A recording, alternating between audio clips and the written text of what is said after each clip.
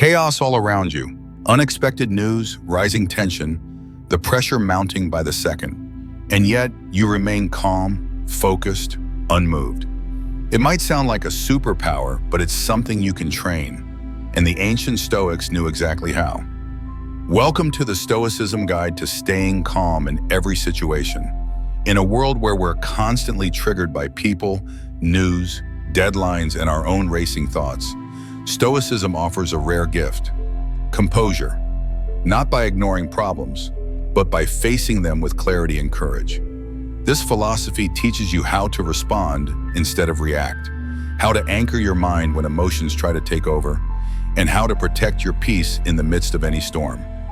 In this guide, you'll learn practical, time-tested tools to stay grounded in moments of stress, conflict, and uncertainty, no matter what life throws your way. Calm isn't a luxury, it's a skill, and it starts here. Let's begin. The power of emotional mastery, reclaiming your inner peace.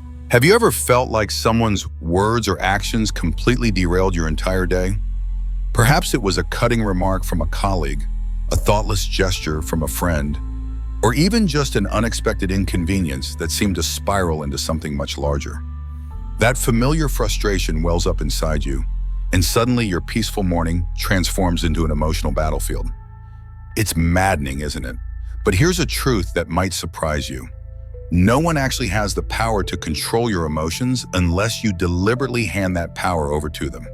What if you could develop the ability to stay calm and unshaken regardless of what life or other people throw in your direction? Imagine walking through your day with such a deep sense of inner peace that even the most irritating situations couldn't rattle your composure. This isn't merely wishful thinking or some impossible ideal. It's the result of developing genuine emotional mastery, a skill that anyone can learn with the right approach and consistent practice. The journey toward emotional freedom begins with a fundamental shift in understanding. Most of us have been conditioned to believe that our emotions are automatic responses to external events, that we're victims of circumstance at the mercy of other people's moods and behaviors. This belief system keeps us trapped in cycles of reactivity, constantly bouncing between emotional highs and lows based on factors completely outside our control. But the reality is far more empowering. While we cannot control what happens to us, we have complete authority over how we choose to respond. Picture yourself in the middle of a peaceful day, perhaps enjoying your morning coffee or taking a relaxing walk through the park. Suddenly, someone approaches with harsh words or inconsiderate behavior. In that moment, your tranquility vanishes, replaced by anger, frustration, or hurt. Your immediate thought might be, why did they ruin my day? But here's where the transformation begins. They didn't ruin anything. Your emotional state changed because you allowed their behavior to dictate your internal experience. This isn't about blame or self-criticism. It's about recognizing where your true power lies. Your emotions are your responsibility, not theirs, not anyone else's. No external force has the inherent ability to control how you feel unless you consciously or unconsciously grant that permission. Think of it this way. The world can present you with countless challenges, obstacles, and difficult people. But only you possess the ultimate authority to decide how these experiences will affect your inner state. Consider the analogy of wearing high-quality noise-canceling headphones while walking through a bustling city. The chaos of honking cars, construction noise, and loud conversations doesn't simply disappear. It's all still happening around you. However, it doesn't penetrate your peaceful bubble. Mastering your emotional reactions works in exactly the same way. You don't have to allow the noise of other people's behavior, moods, or negativity to invade your mental sanctuary. There's profound wisdom in the understanding that between any stimulus and your response, there exists a space. In that crucial space lies your power to choose how you will react. And within that choice lies your potential for growth, freedom, and genuine peace. When someone cuts you off in traffic, criticizes your work unfairly, or treats you with disrespect, it's natural to want to blame them for the anger or frustration that follows. But what if, instead of automatically reacting, you learn to pause in that sacred space between trigger and response? In that pause, you discover something remarkable. The power to choose calm over chaos, thoughtfulness over impulsiveness, wisdom over reactivity. Let me share a practical example of how this might look in real life. Imagine you're in an important meeting presenting an idea you've worked hard to develop. A coworker dismisses your contribution with what feels like unnecessary harshness or even mockery. Your first instinct might be to defend yourself aggressively, to shut down emotionally, or to carry that resentment with you for the rest of the day. But what if you took a different approach?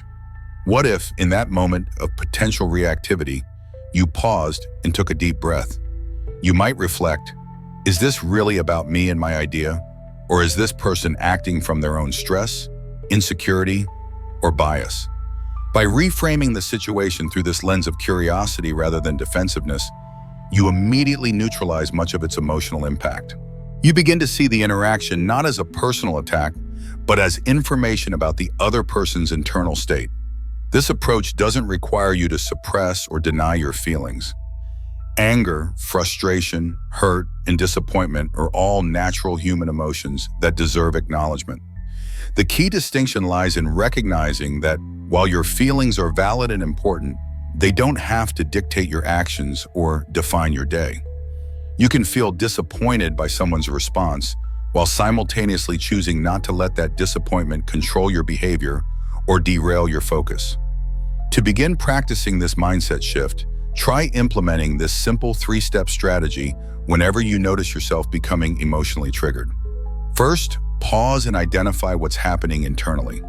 When you feel that familiar surge of anger, hurt, or irritation, resist the urge to react immediately. Instead, take a moment to breathe deeply and name the emotion you're experiencing.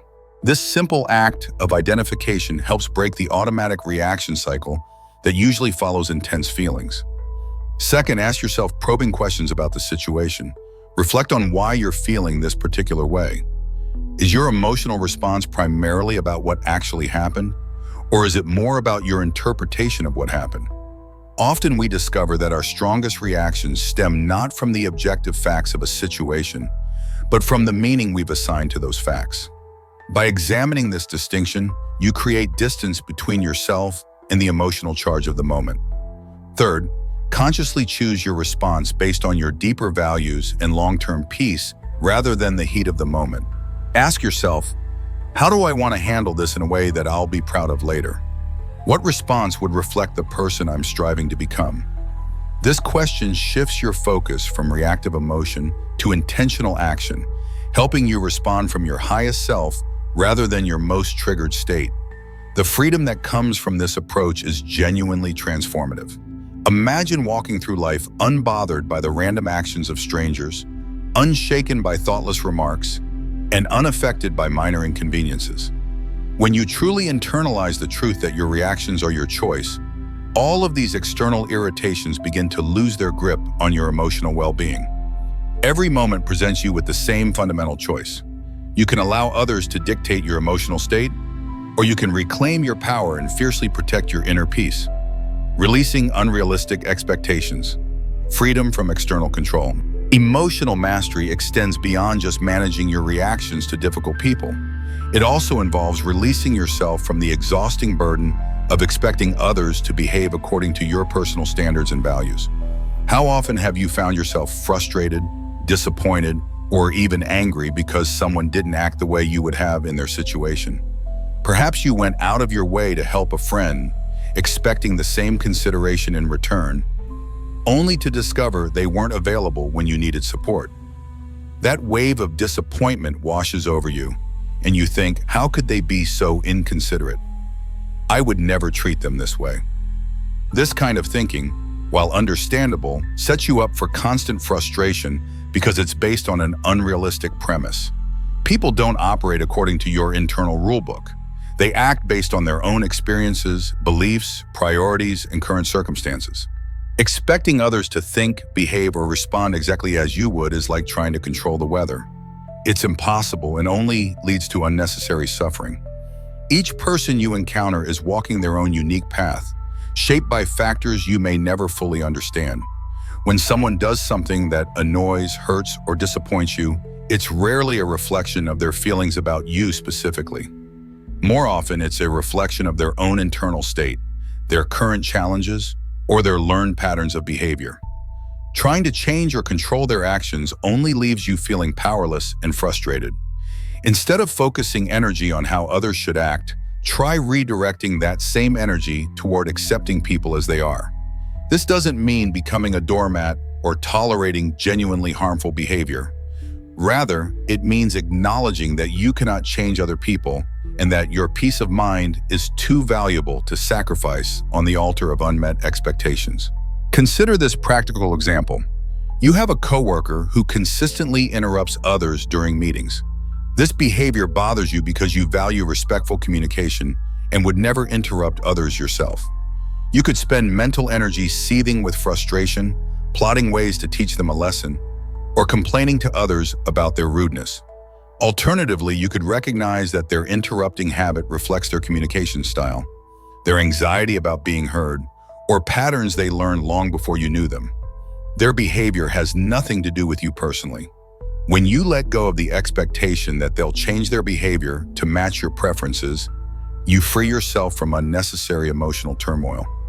You might still find ways to communicate effectively with this person, but you're no longer carrying the burden of their personality traits as a source of personal stress. The wisdom of letting go of expectations extends to all relationships and interactions. The less you expect others to behave in ways that mirror your own approach to life, the more you protect your emotional equilibrium. This shift in perspective doesn't mean lowering your standards or abandoning your values. Instead, it means recognizing that other people's actions are about them, not about you, and that your peace is too precious to sacrifice for something entirely outside your control. Releasing the need to be right, choosing peace over argument. Another significant aspect of emotional mastery involves releasing the compulsive need to always be right in every disagreement or debate. Think about the last time you found yourself in an argument, whether it was something trivial like the best route to take while driving, or something more substantial like a disagreement with a romantic partner about an important decision. As the conversation intensified, did you feel that familiar, almost physical urge to prove your point, to demonstrate that your perspective was correct? This drive to win every argument often stems from deeper insecurities about our own worth or intelligence. It's as if being wrong in any situation threatens our entire identity or value as a person. But what if you could completely release that need? What if you could approach disagreements with genuine curiosity instead of defensive posturing? There's a powerful question worth considering in moments of conflict. Would you rather be right, or would you rather be at peace? Often our insistence on proving ourselves correct creates unnecessary tension, damages relationships, and fuels ongoing frustration. On the other hand, letting go of the need to prove yourself allows you to preserve your inner calm and approach conflicts with understanding rather than combativeness. Imagine someone accuses you of handling a situation poorly or making a mistake. Your immediate instinct might be to mount a defense, to argue your case, or to point out their own flaws in return. But what if you paused and asked yourself, is it truly worth my energy to prove them wrong? Will this argument change anything important in my life or relationships? In most cases, you'll discover that the answer is no. Here's a real-world example of how this might play out. A friend insists that their approach to handling a particular problem is superior to yours. Instead of diving into a debate about whose method is better, you could respond with something like, I can see where you're coming from, and I respect your perspective on this. By responding this way, you not only diffuse potential tension, but also maintain your composure and avoid an unnecessary conflict. This approach doesn't mean abandoning your principles or never expressing your viewpoint. Rather, it means developing the wisdom to recognize when engaging in debate serves a useful purpose and when it's simply an exercise in ego. It's about choosing your battles carefully and saving your energy for disagreements that truly matter, those that align with your core values or affect significant outcomes in your life. Letting go of the need to always be right also opens up space for genuine learning and growth. When you're not constantly defending your position, you become more capable of hearing other perspectives, considering new information, and even changing your mind when presented with compelling evidence. This intellectual humility is actually a sign of strength, not weakness. Defending your self-worth, unaffected by external opinion. Closely related to managing expectations and the need to be right is the crucial skill of not allowing other people's words to define your sense of self-worth. Picture this scenario. You're enthusiastically sharing an idea about something you're genuinely passionate about, and someone interrupts with a dismissive comment that cuts straight to your confidence. Suddenly, the excitement and self-assurance you felt moments before evaporates, replaced by doubt and deflation. This emotional roller coaster happens because many of us unconsciously rely on external validation to feel good about ourselves. We hand other people the power to determine our worth through their compliments, criticisms, or judgments. But here's a fundamental truth. Your value as a human being isn't determined by anyone else's opinion. It's not tied to their praise when they approve of you, and it's not diminished by their criticism when they don't. True emotional freedom emerges when you take back that power and ground your sense of worth in something more stable than the shifting opinions of others. Consider this example. A colleague criticizes your work, not with constructive feedback, but in a way that feels harsh and personal. You have a choice in how to interpret and respond to this criticism.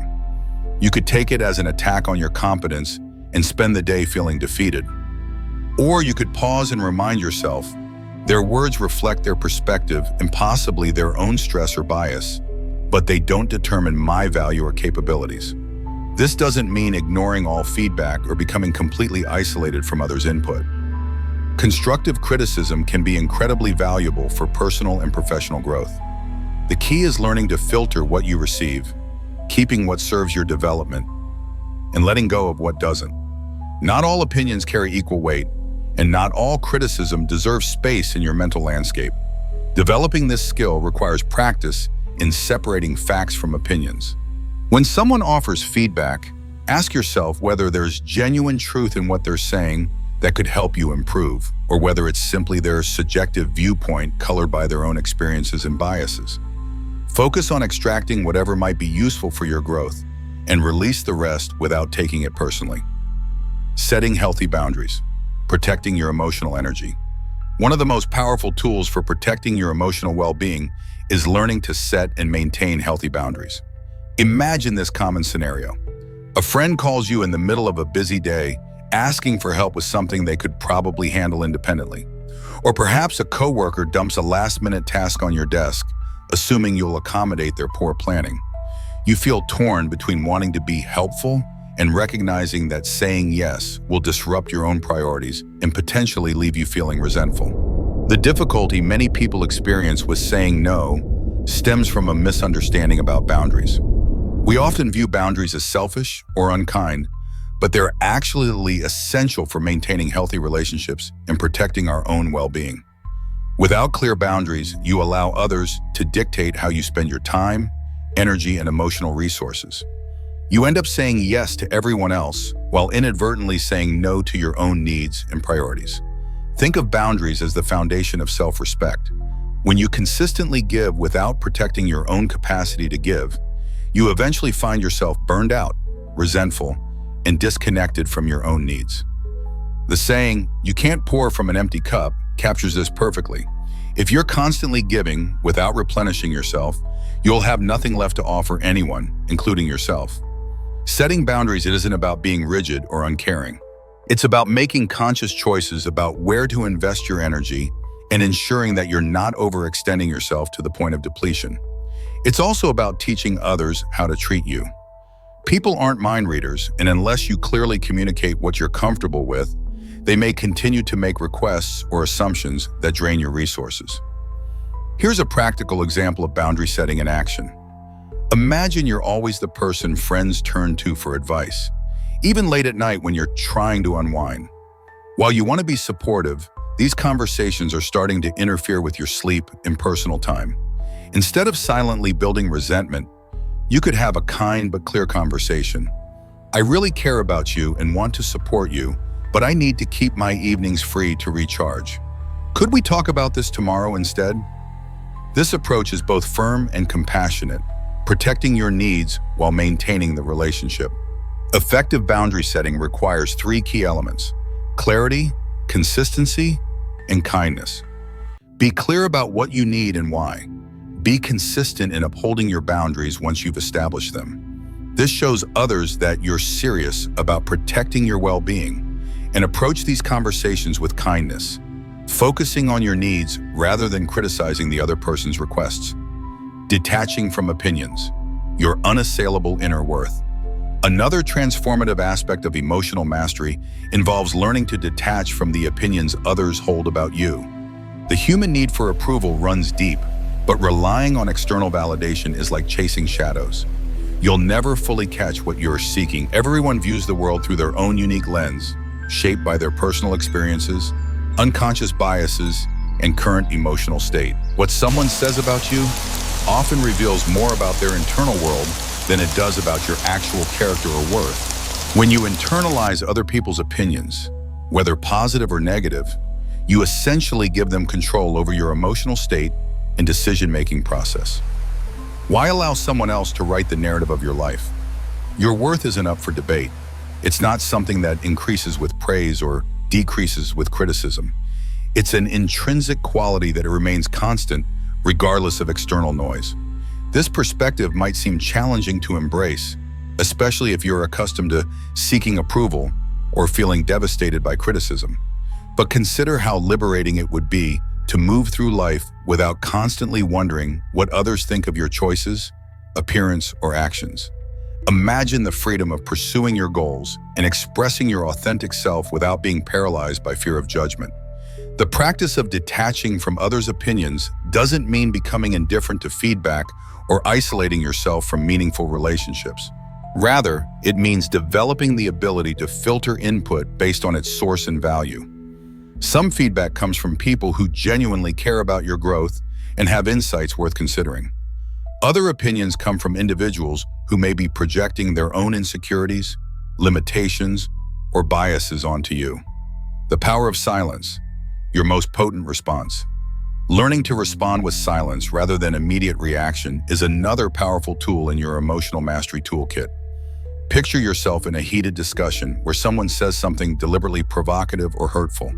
Your heart rate increases, your face flushes with anger, and every instinct screams at you to fire back with an equally cutting response. But what if, in that moment of intense provocation, you chose to say absolutely nothing? Silence is one of the most underestimated yet powerful responses available to you when dealing with negativity or conflict. It's not about conceding defeat or avoiding necessary confrontation. Instead, it's about choosing calm over chaos, wisdom over reactivity. Responding with silence demonstrates that you're strong enough to value your peace over the temporary satisfaction of retaliation. There's profound truth in the understanding that the less you respond to negativity, the more peaceful your life becomes. Silence speaks volumes without saying a word. It communicates, I won't allow your behavior to control my emotional state. I won't be drawn into your drama or give you the reaction you're seeking. Consider this workplace example. During a team meeting, a colleague deliberately undermines your contribution, trying to make you look incompetent in front of others. You have several options. Engage in a defensive argument, make a sarcastic comeback, or simply pause and remain silent. By choosing silence, you deny them the reactive response they were hoping to provoke. You maintain your composure and demonstrate emotional maturity to everyone present. Silence creates space for clarity. When you don't immediately respond to provocation, you give yourself time to think, assess the situation, and decide whether any response is necessary. Often you'll discover that silence is the most powerful response available. It allows emotions to settle, prevents escalation, and preserves your energy for more important matters. The practice of gratitude offers another pathway to emotional freedom, particularly when dealing with anger or frustration. Imagine you're having one of those days where everything seems to go wrong. Your plans fall apart. Someone makes a thoughtless comment, and even small inconveniences feel overwhelming.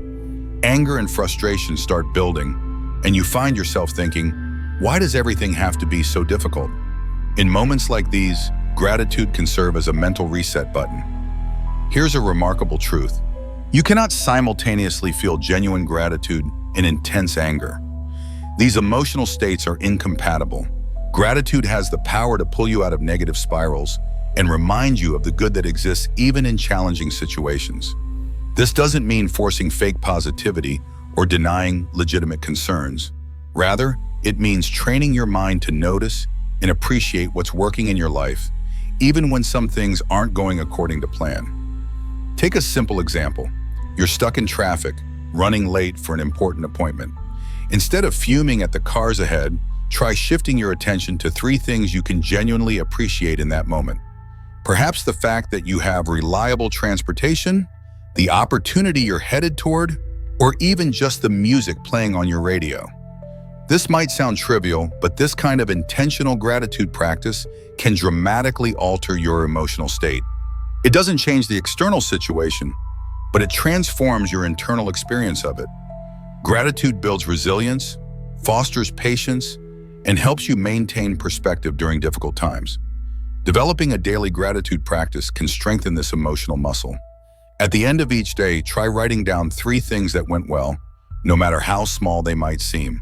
This simple exercise trains your brain to actively look for positive aspects of your experience, rather than defaulting to complaints and frustrations.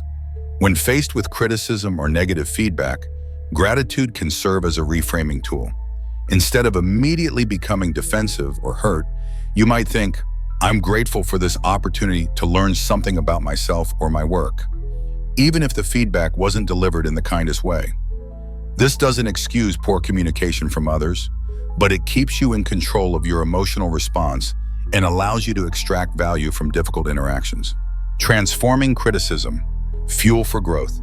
Learning to reframe criticism as a tool for growth rather than a personal attack represents another crucial aspect of emotional mastery. Imagine you've just shared an idea you're genuinely excited about, and someone immediately dismisses it with harsh criticism. Your natural response might be defensiveness, hurt feelings, or anger. But what if you could train yourself to see criticism, regardless of how it's delivered, as potentially valuable information for your development? This perspective shift doesn't happen overnight, and it doesn't mean all criticism is valid or worth incorporating. Some people criticize out of envy, ignorance, or malice, and learning to distinguish between constructive feedback and destructive commentary is an important skill. However, even poorly delivered criticism sometimes contains kernels of truth that can help you improve or see blind spots you might have missed. The key is developing the ability to separate the message from the messenger and the content from the delivery method. When someone criticizes your work or ideas, try asking yourself, is there any truth in what they're saying that could help me grow? What can I learn from this feedback, regardless of how it was presented? This approach requires significant emotional maturity because it means putting aside your ego and immediate emotional reactions in service of potential learning. It's challenging work, but the payoff is enormous. When you can extract value from criticism without taking it personally, you become virtually unshakable. Other people's opinions lose their power to derail your confidence or progress. The art of letting go, freedom from resentment. Finally, mastering the art of letting go might be the most transformative skill of all. Imagine holding a burning piece of coal in your hand, determined to throw it at someone who hurt you. While you're waiting for the right moment to hurl it, the coal continues burning your palm. This metaphor perfectly captures how anger, resentment, and grudges work. They harm you far more than the person who originally caused your pain. Letting go doesn't mean forgetting what happened or condoning harmful behavior. It means releasing the emotional weight that keeps you trapped in the past, freeing yourself from the ongoing control of negative experiences. When you truly let go, you reclaim your energy, your peace of mind, and your ability to focus on the present moment where your real power lies. Think about a time when someone betrayed your trust, treated you unfairly, or said something deeply hurtful. How much mental energy did you spend replaying that incident? How much time did you invest in imagining what you should have said or fantasizing about getting revenge? All of that energy could have been directed toward your own growth, relationships, and goals instead. Letting go is ultimately a gift you give yourself, not the other person. It's a choice to prioritize your own well-being over the satisfaction of holding on to justified anger. This doesn't mean becoming passive or failing to protect yourself from future harm. It means releasing the emotional charge of past events so they no longer control your present experience. The journey toward emotional mastery is ongoing, requiring consistent practice and patience with yourself as you develop these new patterns of thinking and responding. Each time you choose to pause before reacting impulsively, each time you practice acceptance of unchangeable circumstances while taking constructive action where possible, each time you choose wisdom over immediate gratification, you strengthen your capacity for living with genuine freedom and inner peace. These aren't just abstract concepts or philosophical ideals. They're practical tools you can use every day to protect your peace, build resilience, and create the kind of life you truly want to live. The goal isn't to suppress your emotions or become indifferent to what happens around you. Instead, it's about developing the strength and wisdom to respond to life's challenges from a place of centeredness rather than reactivity. Remember, emotional mastery isn't about what happens to you. It's about how you choose to respond to what happens. That choice and the power it represents is always and entirely yours. As you continue practicing these principles, you'll discover that true strength doesn't come from controlling others or external circumstances. It comes from mastering yourself, protecting your energy, and maintaining your peace regardless of the chaos that might swirl around you. The path to living unbothered isn't about avoiding difficult situations or challenging people. It's about developing the inner resources to navigate whatever life presents with grace, wisdom, and unshakable calm. Every moment offers you the opportunity to practice these skills, and with each conscious choice you make, you become more free, more peaceful, and more truly yourself. The Stoic path to calm, mastering your inner world. In the relentless chaos of our contemporary lives, it's remarkably easy to feel as though we're drowning in an endless sea of stress, uncertainty, and overwhelming responsibilities. The modern world seems designed to keep us perpetually off balance, constantly reacting to external pressures rather than responding from a place of inner strength and clarity. Yet amidst this turbulence, there exists a profound path to calm that has withstood the test of centuries, a philosophical approach that offers not just temporary relief, but lasting transformation of how we experience life itself. Picture this profound possibility. Despite everything that life throws at you, crushing work pressures, complicated personal conflicts, unexpected challenges that seem to come from nowhere, you could learn to stand firm, unshaken, and genuinely serene. This isn't merely a beautiful dream or an impossible ideal reserved for ancient philosophers. It represents the very essence of Stoicism, a practical philosophy that teaches us how to master our emotions, control our reactions, and live with unprecedented inner peace and purpose. Stoicism emerged from ancient Greece and Rome, developed by brilliant minds who understood that true happiness and freedom come not from external circumstances, but from how we choose to interpret and respond to those circumstances. This isn't about becoming emotionally numb or indifferent to life's experiences. Rather, it's about developing such profound inner strength that external events lose their power to dictate your emotional state and derail your sense of well-being. The principles we're about to explore together are not abstract theoretical concepts gathering dust in ancient texts. They are practical, actionable tools that you can implement immediately in your daily life to build genuine resilience, unshakable inner strength, and a deep sense of purpose that no external circumstance can diminish. Whether you're currently struggling with a difficult relationship that seems to drain your energy, feeling completely overwhelmed by mounting responsibilities that never seem to decrease, or simply seeking a deeper, more meaningful sense of purpose in your existence, the timeless wisdom of Stoicism offers profound insights and practical strategies that can help you not just survive, but truly thrive. The journey we're embarking on together will take us through fundamental Stoic teachings that address every aspect of human experience, from learning how to maintain unwavering purpose in life to mastering the subtle but powerful art of emotional control. Each principle we explore represents a stepping stone toward a life where external events no longer have the power to dictate your inner peace, where you become the author of your own emotional experience rather than a victim of circumstance. 1. Dichotomy of control, the core of Stoic serenity. The foundation of Stoic philosophy rests on a revolutionary understanding. We cannot control what happens to us, but we have complete sovereignty over how we choose to respond. This distinction between what is within our control and what lies beyond it forms the bedrock of all Stoic practice.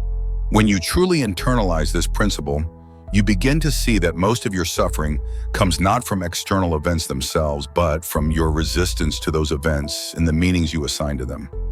Imagine setting sail on a vast, unpredictable ocean without any clear destination in mind. You would drift aimlessly, completely subject to every shift in the wind and every rise and fall of the waves. This is precisely what life feels like when lived without a firm, clearly defined purpose, directionless, vulnerable, and at the mercy of forces beyond your control. The ancient Stoic teacher Epictetus emphasized the critical importance of having clear, unwavering purposes that guide your decisions and actions. He taught that difficulties reveal a person's true character, and the greater the difficulty, the more glory there is in successfully overcoming it. This insight isn't merely philosophical speculation. It's a direct call to action that can transform how you approach every challenge in your life. When you cultivate and maintain a firm purpose, it functions like a reliable compass that guides you through life's most tumultuous seas. This purpose doesn't materialize spontaneously or by accident. It emerges through dedicated moments of deep, honest reflection on what truly matters to you at the deepest level of your being. Finding your authentic purpose requires moving beyond superficial career goals or material achievements to examine the fundamental principles and values you want to dedicate your entire life to embodying. This process involves asking yourself profound questions that many people spend their entire lives avoiding. What do you genuinely stand for when no one is watching? What kind of person do you aspire to become? Not just in terms of external success, but in terms of character and integrity. What legacy do you want to leave behind that extends far beyond material accomplishments?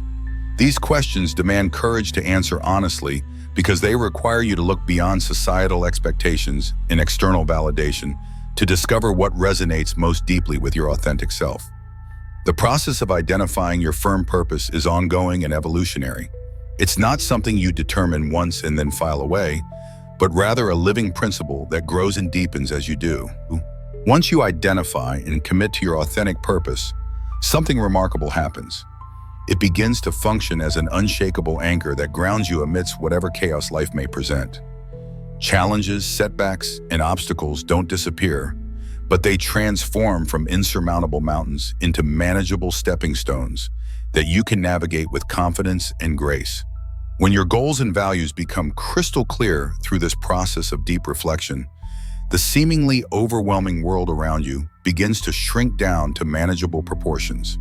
What once appeared as colossal, impossible challenges reveal themselves to be simply steps in your journey toward fulfilling your ultimate purpose.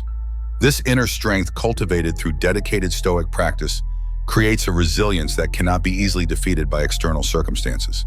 Your firm purpose becomes not just a destination you're moving toward, but a guiding light that illuminates every decision and helps you navigate life's complexities with unprecedented confidence and clarity. The development of a firm purpose requires continuous nurturing and protection through what the Stoics call diligence, a steadfast commitment to your goals that persist regardless of temporary setbacks or failures. This involves showing up consistently day after day, even when motivation wanes and the path forward seems unclear. It means pushing through disappointments and obstacles while maintaining the understanding that these difficulties are not roadblocks, but integral parts of your growth journey. A firm purpose serves multiple functions in your life. It acts as a beacon that provides guidance during dark and confusing times, offers a sense of security and stability when life's whirlwinds attempt to pull you off course, and functions as a life preserver that keeps you from drowning in overwhelming emotions or difficult circumstances. This is the transformative power of Stoicism in action. It's not merely a collection of rules for living, but a profound understanding of the incredible power of human will and determination when properly focused and consistently applied. 2. Guard your mind, the inner fortress. The next fundamental aspect of Stoic practice involves learning to guard your mind with the same vigilance you would use to protect your most precious possessions. When someone offends, criticizes, or attacks us, our natural human response is to feel hurt and immediately want to retaliate or defend ourselves. This reactive pattern has been conditioned into us through years of social programming. But Stoicism offers a revolutionary alternative approach that can liberate us from this exhausting cycle of emotional reactivity. The Stoic understanding teaches us that our emotions are not direct results of external events, but rather products of our thoughts and personal perspectives about those events. This insight places tremendous power back into our hands because it means we always have the ability to choose how we respond to any situation, regardless of how challenging or provocative it might be. Instead of allowing offense or criticism to overwhelm our emotional equilibrium, we can learn to see these experiences as valuable opportunities to strengthen our patience, self-awareness, and emotional resilience. Think of this process like building physical muscle through resistance training. Every time you resist the urge to react impulsively to provocation, you're strengthening your mental and emotional muscles. You're training your mind to remain calm and composed regardless of external circumstances. This kind of mind control isn't about suppression or denial of emotions. It's about developing the sophisticated skill of observing your emotional responses without being controlled by them. Developing this capacity requires daily practice through small, achievable steps that gradually build your confidence and reinforce your ability to maintain mental sovereignty. Start by setting modest goals each day and celebrating each accomplishment, no matter how minor it might seem. Each small victory builds self-confidence and strengthens your conviction that you possess the power to control your mental and emotional responses to life's challenges. The practice also involves cultivating present moment awareness and developing a deeper understanding of your emotional patterns and triggers. When you begin to recognize that you have the fundamental power to choose your reactions rather than being at their mercy, you become increasingly resilient to challenges and less susceptible to being knocked off balance by negative emotions or difficult people. Guarding your mind also requires establishing and maintaining healthy boundaries around what you allow into your mental space. Just as you wouldn't permit garbage or toxic waste into your physical home, you must be equally protective of your mental environment. This means being selective about the media you consume, the conversations you engage in, and the people you spend time with. Surround yourself with positive influences that genuinely uplift and inspire your growth, rather than those that drain your energy or reinforce negative thinking patterns. Reading books that expand your knowledge and challenge your assumptions, engaging in conversations that stimulate growth rather than gossip, and spending time with people who support and encourage your highest potential all contribute to creating a mental environment that supports your Stoic practice.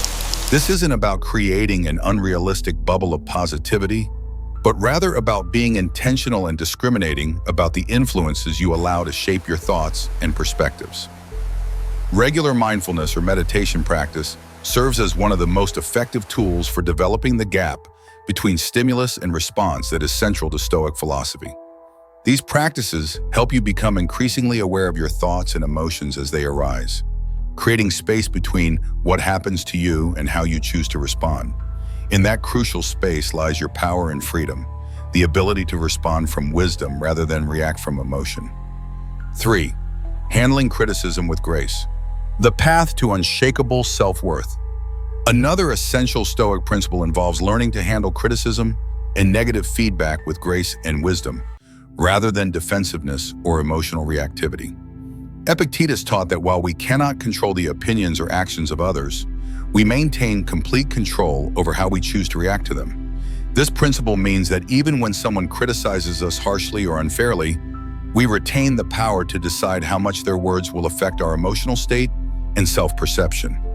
In our interconnected modern world, this translates to accepting that everyone operates from their own unique perspectives and value systems, which may not always align with ours. It's completely normal and inevitable to encounter differing opinions and sometimes harsh words from others.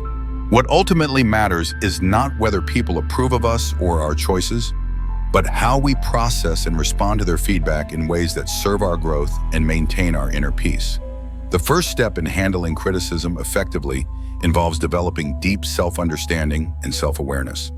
When you have a clear understanding of your motivations, values, and the reasons behind your actions, criticism from others naturally loses much of its emotional sting. If you know with certainty that you are acting according to your principles and authentic values, negative words from others become far less significant and emotionally disruptive. This self-awareness creates a strong internal foundation that protects you from being easily swayed by external opinions or validation-seeking behaviors. When faced with criticism, instead of immediately reacting defensively or emotionally, the Stoic approach involves pausing and reflecting thoughtfully. Ask yourself whether there might be any truth or valuable insight contained within the criticism, even if it was delivered in a harsh or inconsiderate manner. This doesn't mean you must accept all criticism as valid or automatically change your behavior based on others' opinions. Rather, it demonstrates the kind of maturity and wisdom that can extract useful information from difficult interactions while maintaining your emotional equilibrium and self-respect. Sometimes even poorly delivered feedback contains kernels of truth that can contribute to your personal or professional development if you're open to considering them objectively. Stoicism also emphasizes the crucial importance of practicing patience and gentleness in your responses to criticism. Patience allows you to maintain your composure and avoid reacting hastily or negatively when others disagree with or attack your choices. Gentleness helps you preserve good relationships with others, even when they're being critical or unreasonable, because you're responding from your highest self rather than your triggered emotions. The practice of handling criticism also involves developing what might be called thick skin, not in the sense of becoming indifferent or callous, but rather building genuine resilience and perspective. This means understanding that not all criticism is actually about you personally. Sometimes people criticize others because of their own insecurities, frustrations, unresolved issues, or simple misunderstandings of the situation. By recognizing this dynamic, you can learn to depersonalize criticism and prevent it from affecting your self-worth or derailing your confidence. You begin to see criticism as information about the other person's internal state, rather than an objective assessment of your character or capabilities. This shift in perspective is tremendously liberating because it removes the emotional charge from others' negative opinions. 4. Transforming offense, choosing response over reaction. The Stoic approach to handling offense represents one of the most transformative aspects of this philosophy. Epictetus taught that what truly frightens and dismays us is not external events themselves, but rather how we choose to think about and interpret those events.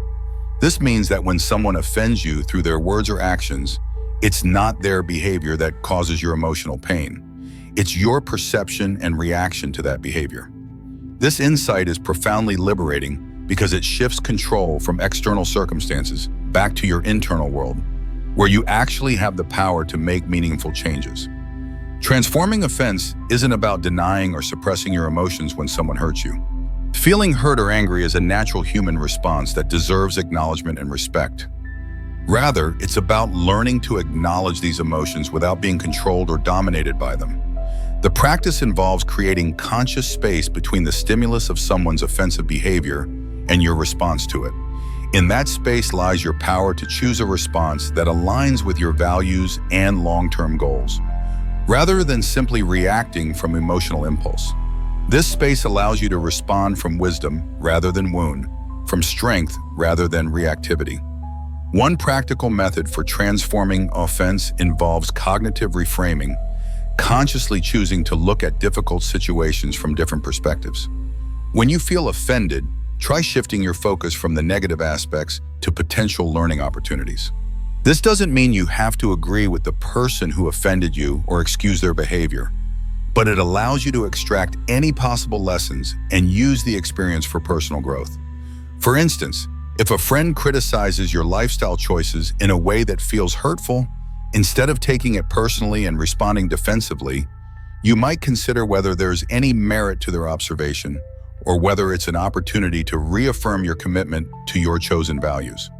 This approach transforms potentially destructive interactions into opportunities for self-reflection and character development. Stoicism also emphasizes the importance of practicing empathy when dealing with the offensive behavior. When someone offends you, try putting yourself in their position and considering what they might be experiencing that's causing them to act in hurtful ways. This perspective doesn't excuse bad behavior, but it helps you respond with compassion and understanding rather than anger and resentment. It recognizes that everyone faces struggles and challenges that may cause them to act in ways that aren't their best selves. Another powerful technique for transforming offense involves the practice of forgiveness, not for the other person's benefit, but for your own freedom and peace of mind. Holding on to offense and resentment is like drinking poison and expecting the other person to suffer the consequences.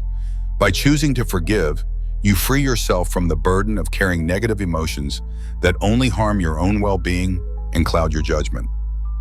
Forgiveness in the Stoic sense doesn't mean condoning offensive behavior or pretending it didn't happen. Rather, it means releasing the emotional charge and choosing not to let the incident continue affecting your peace of mind and emotional state. It's a gift you give yourself that allows you to move forward with clarity and inner peace rather than being trapped in cycles of resentment and anger. 5. Conquering fear and shame, embracing imperfection. The Stoic understanding of fear and shame represents another crucial area for developing emotional mastery and inner strength. Epictetus pointed out a profound truth that many people never fully grasp. We ourselves are the ones who assign meaning to events, thus creating fear and shame within our own consciousness. This means that these difficult emotions are not inherent qualities of situations themselves, but rather products of our interpretations and the stories we tell ourselves about what's happening. Once you truly understand this principle, you can begin to fundamentally change the way you perceive and respond to fear and shame, transforming them from paralyzing emotions into opportunities for growth and self-discovery. Fear often arises from uncertainty about the future or anticipation of negative outcomes. While fear serves an important biological function in protecting us from genuine dangers, it can become debilitating and limiting when it prevents us from taking necessary risks or pursuing meaningful goals. Stoicism teaches us to face our fears directly rather than avoiding or running away from what scares us. This involves examining our fears closely and analytically, breaking them down into specific, manageable components. Often you'll discover that fear loses much of its power when you subject it to rational analysis and honest examination. For example, if you're afraid of public speaking, this fear might stem from worry about being judged negatively or making embarrassing mistakes. But by breaking down this fear into its component parts, you might realize that audiences are generally supportive rather than harshly judgmental, that everyone makes mistakes when speaking publicly, and that these mistakes are rarely as significant or memorable as we imagine them to be. By facing this fear through preparation, practice, and gradual exposure, you slowly chip away at its power over you.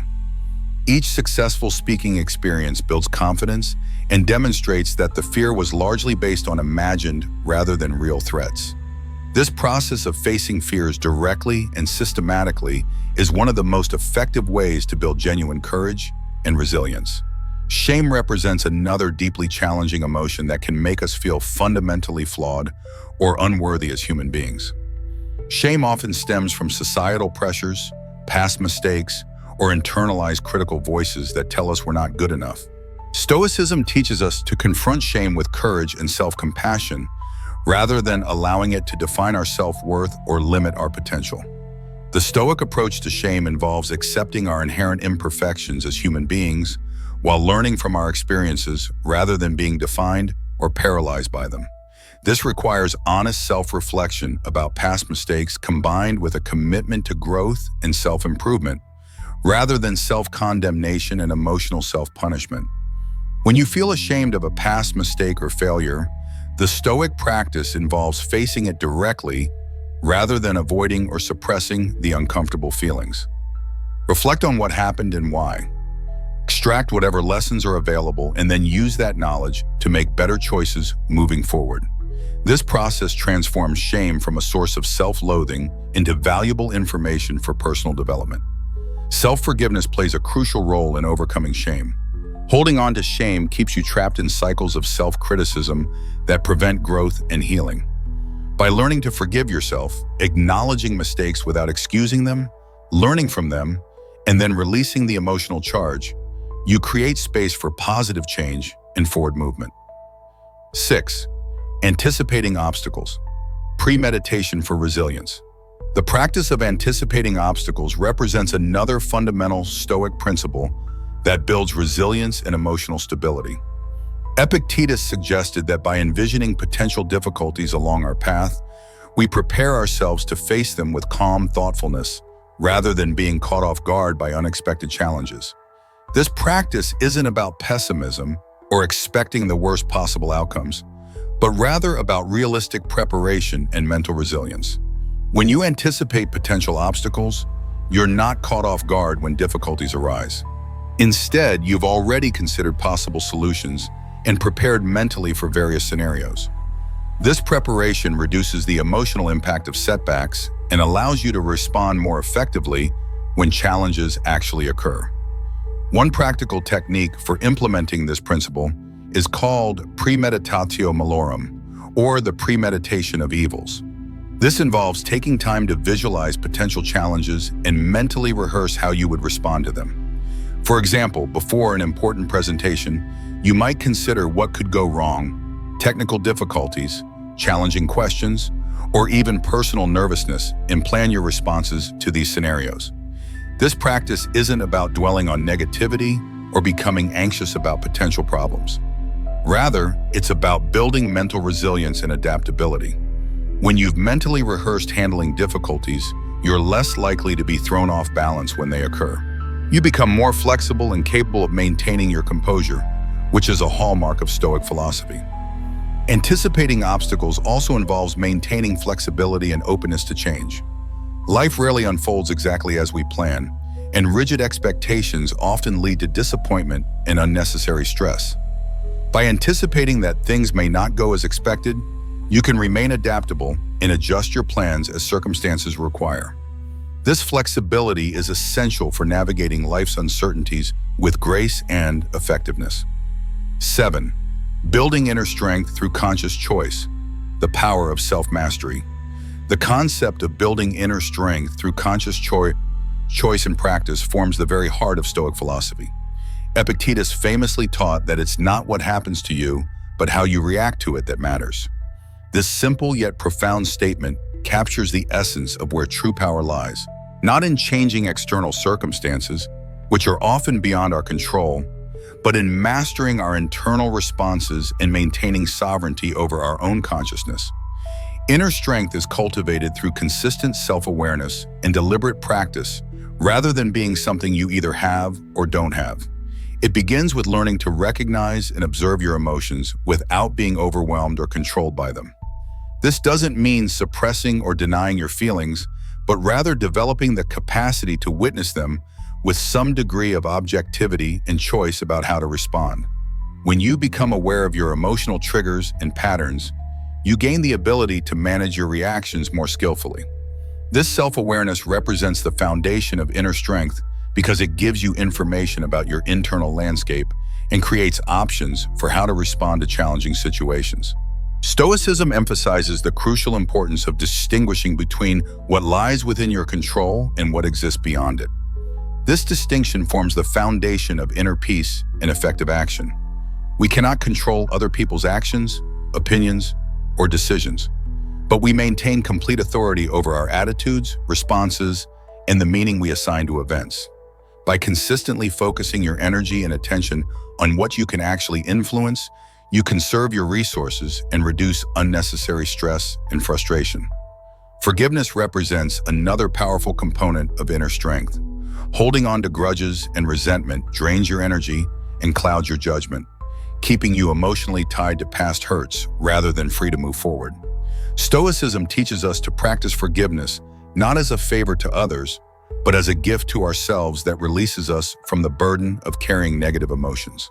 This forgiveness doesn't require condoning harmful behavior or pretending that hurtful actions didn't matter. Rather, it involves releasing the emotional charge of past events so they no longer have power over your present experience. By forgiving, you create space for healing, growth, and new possibilities rather than remaining trapped in cycles of resentment and anger. Building inner strength also requires developing resilience through viewing setbacks and challenges as opportunities to strengthen your character. Life inevitably presents ups and downs, difficulties, and successes. The key lies in approaching these experiences as chances to practice resilience, patience, and perseverance. Every challenge you face becomes an opportunity to build your capacity for handling future difficulties with greater skill and composure.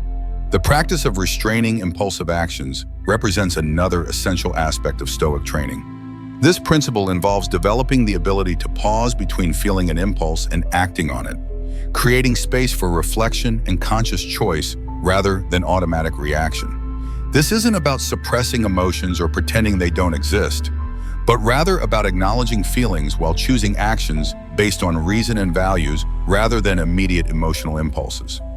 Consider the common experience of driving in heavy traffic when another driver cuts you off unexpectedly. Your immediate reaction might be anger or even road rage, with impulses to honk aggressively or shout at the other driver.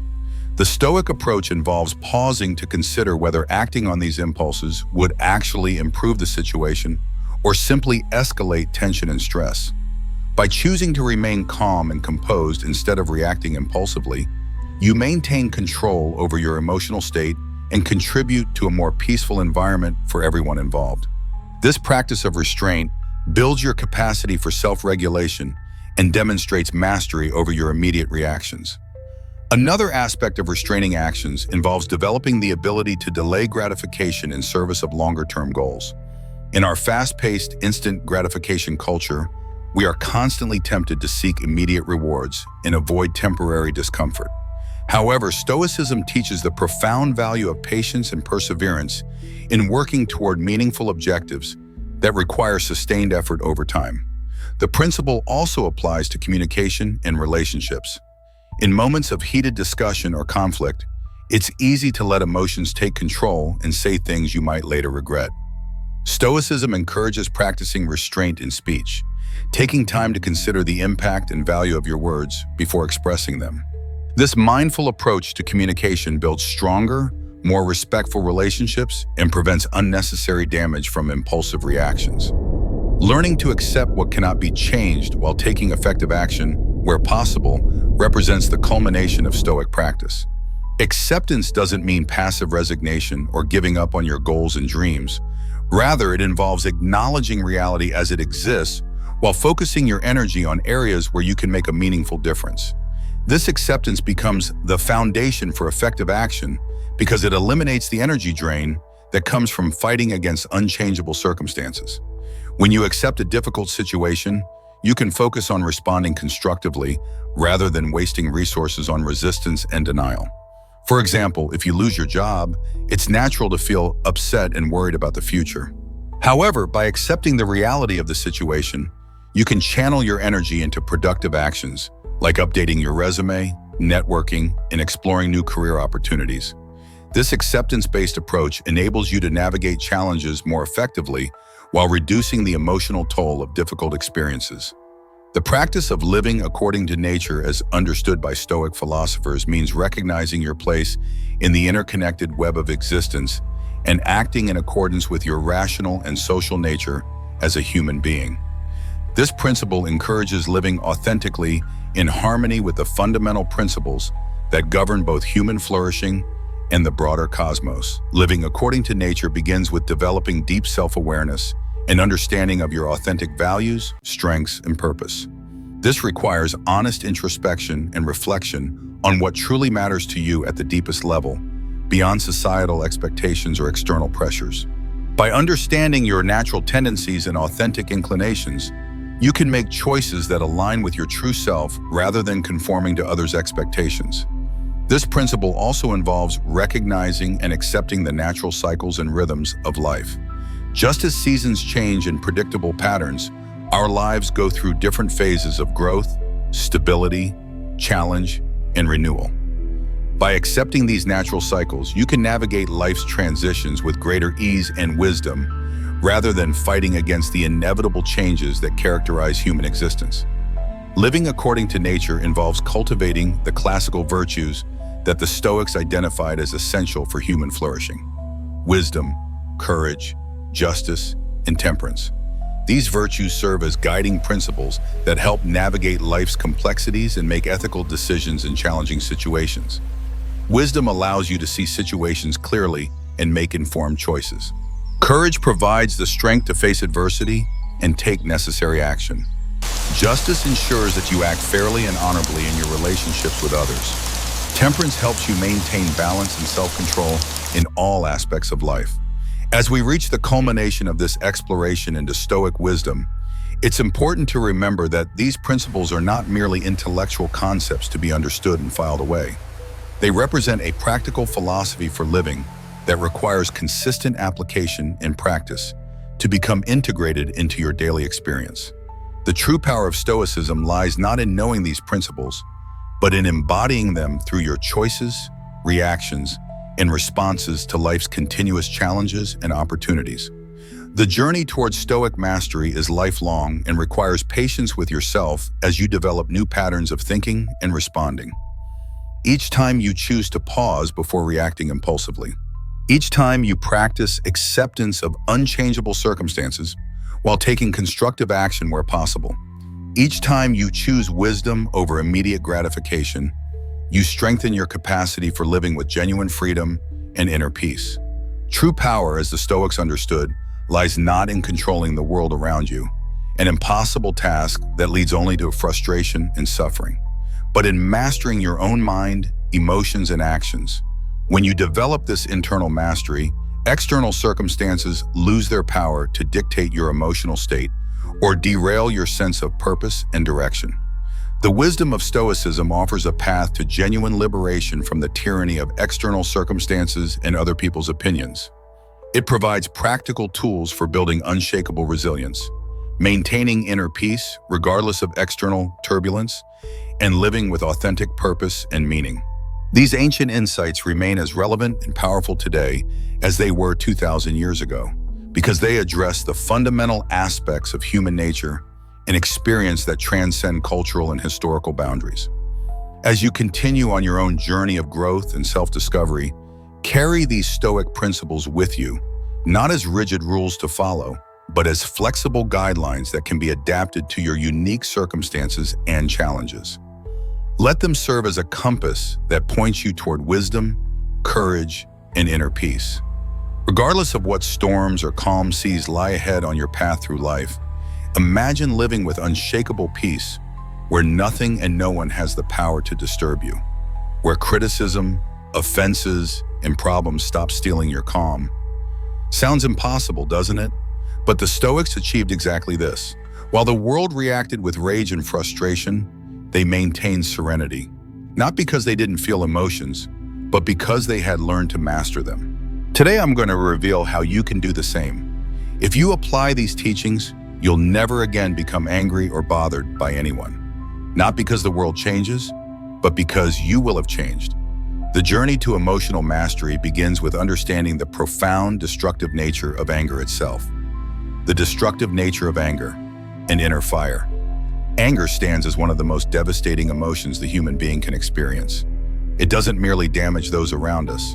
It corrodes us from within, weakening our minds and dragging us toward decisions we will inevitably regret. The Stoics considered anger one of the greatest threats to virtue, because when anger takes control, we cease to be rational and become slaves to our impulses. Anger is not a sign of strength, but of weakness, proof that we have lost dominion over ourselves. Anger resembles an uncontrolled fire. It begins with a spark, perhaps a misunderstood word, an action we consider unjust, or an unexpected obstacle. If we give it oxygen through ruminating thoughts, it grows rapidly until it becomes a blaze that destroys our mental clarity, our relationships, and our well-being. Marcus Aurelius warned that the best way to combat anger is to prevent it from being born in the first place. If we learn to recognize its first signs, we can extinguish it before it consumes us completely. The consequences of anger are devastating. It not only provokes unnecessary conflicts, but also affects our health. Science confirms what the Stoics already knew. Anger elevates blood pressure, weakens the immune system, and can trigger cardiovascular problems. It's not just a momentary emotion. It's poison that, if allowed to grow, destroys both body and mind. Epictetus taught that it's not external circumstances that disturb us, but our interpretation of them. If someone insults us, it's not the insult that damages us, but the importance we give it. Learning to control our perception is the first step to mastering anger. When we let ourselves be carried away by anger, our actions become irrational. In the moment, it seems justifiable to shout, insult, or even hit something. But when the storm passes, we realize we've only made the situation worse. A fit of anger can destroy relationships that took years to build. An impulsive comment can leave wounds that never fully heal. Seneca said that anger is like momentary delirium, a state in which we cease to be masters of our words and actions. If we observe ourselves carefully, we'll see that most of our angry reactions are disproportionate and lacking logic. Imagine an argument with a loved one. In the heat of the moment, harsh words seem necessary. But once everything calms down, we realize we could have handled the situation with more wisdom. Most problems can be resolved through dialogue and patience, but anger blinds our capacity to reason. Instead of seeking solutions, we seek revenge. And with this, we only fuel a cycle of resentment and pain. The Stoics teach us that the best way to combat anger is through self-discipline and reflection. Marcus Aurelius recommended remembering that life is short and that most problems that enrage us are insignificant in the grand scheme of things. Seneca suggested practicing patience and indifference to provocations. True strength lies not in responding with violence, but in maintaining calm when everything around us seems designed to take us out of control. Anger is an internal enemy, a beast that, if not tamed, can consume us. But the good news is that we can train ourselves not to be dragged along by it. The next time you feel anger arising, stop and ask if it's really worth it. Remember that no external force has power over you unless you give it that power. Peace is not found in the absence of provocations, but in the capacity to face them with equanimity and control. Unmet expectations, the root of negative emotions. All negative emotions arise from unmet expectations. These emotions don't emerge from what happens, but from what we expected to happen that didn't occur. Frustration, anger, sadness, resentment. All these feelings have a common root, the difference between reality and our expectations. When we believe the world should behave in a certain way and it doesn't, we feel betrayed. But in reality, the failure lies with us, in the distorted image we created in our minds. We cling to an illusion, and when reality destroys it, instead of adapting, we react with suffering. We get angry because people don't act as we want, because results aren't what we expected, because life doesn't follow the script we wrote in our minds. We believe we deserve certain treatments, certain successes, certain clear paths, but the world doesn't follow our rules. Frustration doesn't come from the event itself, but from the clash between what we desired and what actually occurred.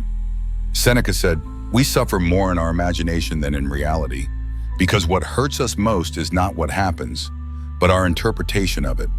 If we learn to accept events without resistance, we could avoid much unnecessary pain. Imagine someone who believes their partner will never cheat because that's how it should be. They've built an expectation based on their own vision of what's right. But if betrayal occurs, anger doesn't arise from the act itself, but from the contrast with the idealized image they had created. Instead of accepting reality as it is, they fight against it in their mind, and that internal conflict becomes suffering. Another example is the person who expects their friends to always be there for them, that traffic will be smooth, that their boss will value their effort. But when something doesn't happen, they feel disappointment and anger because they assume the world should follow their rules. The Stoics teach us that the key to inner peace is eliminating unrealistic expectations. It's not about resignation, but about understanding that the world owes us nothing. We cannot control others' behavior or external events, only our reaction to them. Epictetus said we should accept what occurs as if we had chosen it, because resistance only generates suffering. If we stop expecting people to treat us in a certain way, if we accept they can fail us, that life doesn't follow a predictable order, we eliminate much stress and frustration. Accepting reality as it is doesn't mean we shouldn't have goals or desires, but it does imply we should be prepared for any outcome.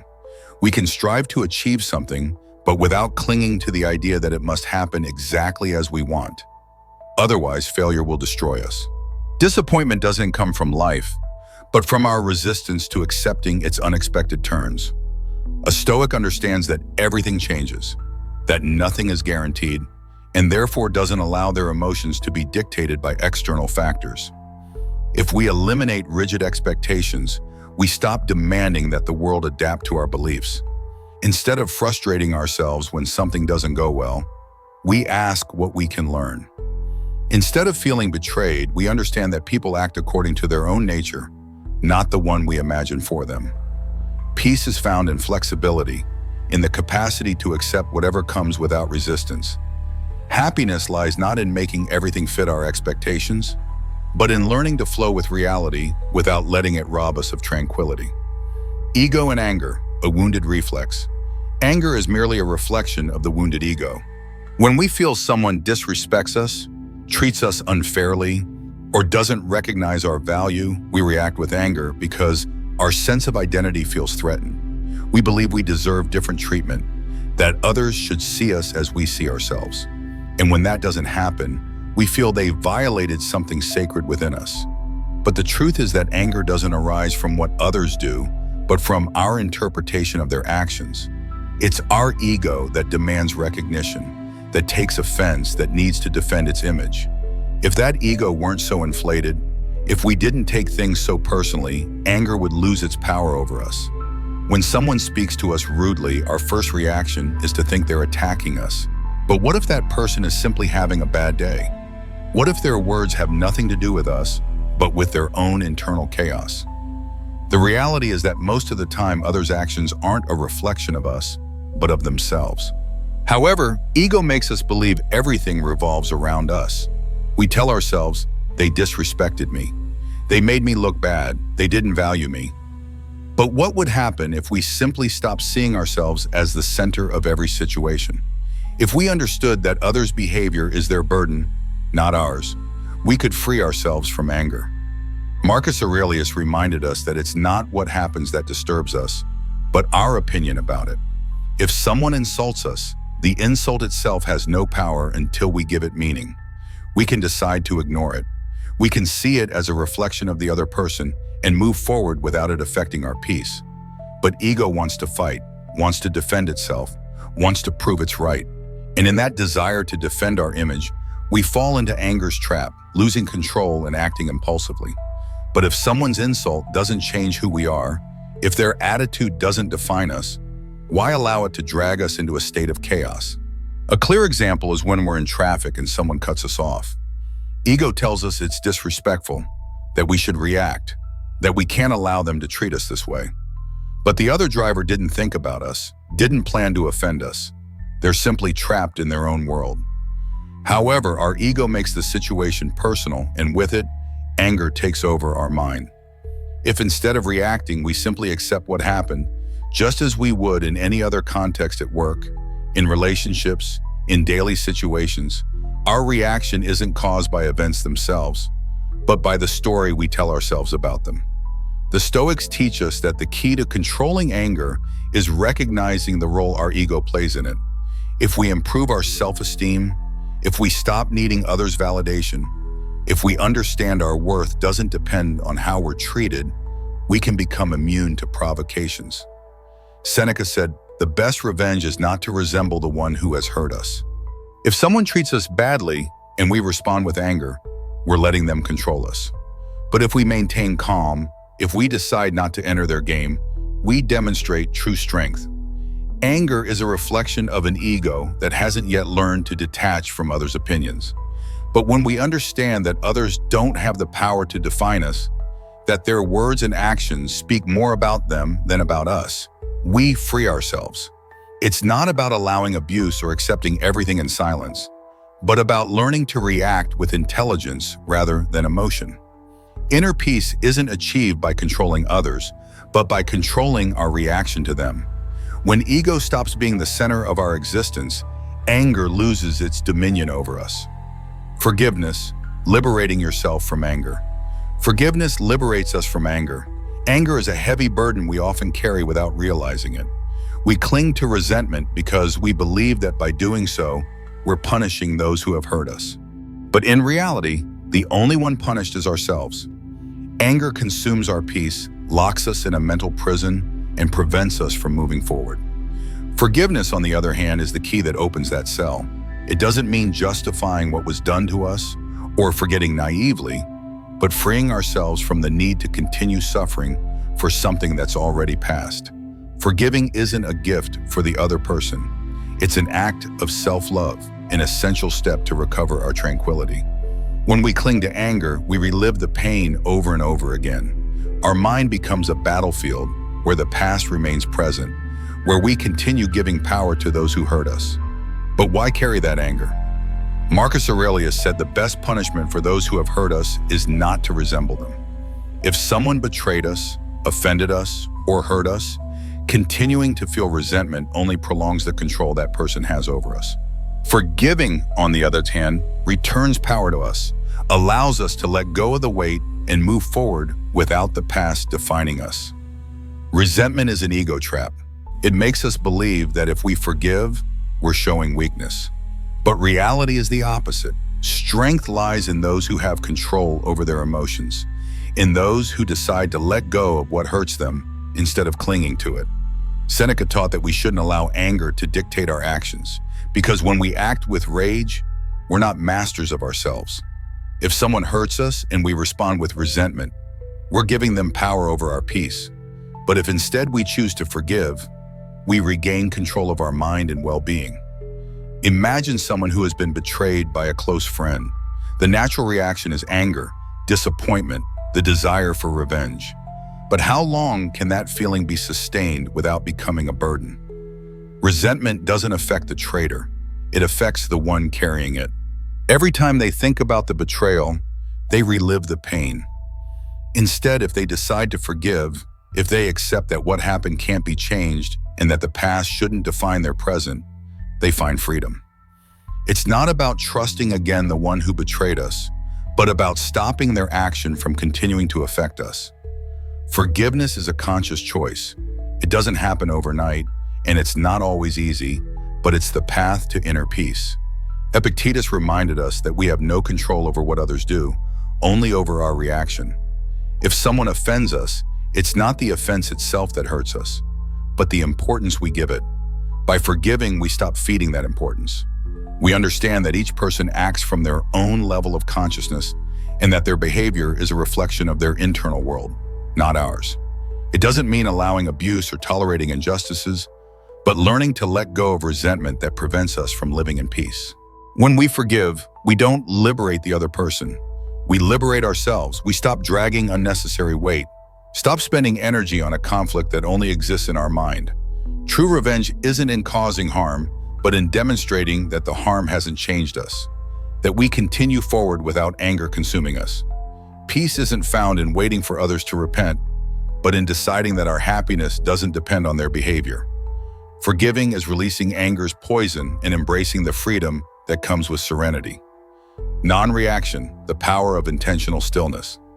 Practicing non-reaction represents one of the most powerful tools in the Stoic arsenal. When something irritates us, when we feel provoked or attacked, the first reaction that arises is impulsive, charged with emotion. We want to respond immediately. We want to defend ourselves. We want to prove we're right.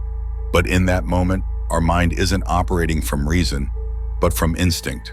And it's there where we make mistakes, where we say things we later regret, where we worsen situations instead of resolving them. The practice of non-reaction allows us to avoid this. It gives us control over our responses and protects us from the emotional wear that impulsive reactions generate. When we take a moment before responding, when we resist the impulse to act immediately, we gain power over ourselves. It's not about being indifferent or repressing our emotions, but about training ourselves not to be their slaves. Marcus Aurelius said, "The best way to defend against an offense is not to resemble the one who offends us." If someone insults you, if someone criticizes you harshly, reacting with anger is falling into their game, allowing them to have power over you. But if you maintain calm, if you choose not to respond in the moment, you demonstrate that you have control, that your peace doesn't depend on others' attitudes. In daily life, opportunities to practice non-reaction are constant. A coworker who makes a hurtful comment, an aggressive driver in traffic, a family member who seeks to argue. In each of these moments, the decision is in your hands. You can react immediately and feed the conflict, or you can give yourself a break, observe the situation with distance, and respond with intelligence. Epictetus taught that it's not what occurs that affects us, but the way we interpret it.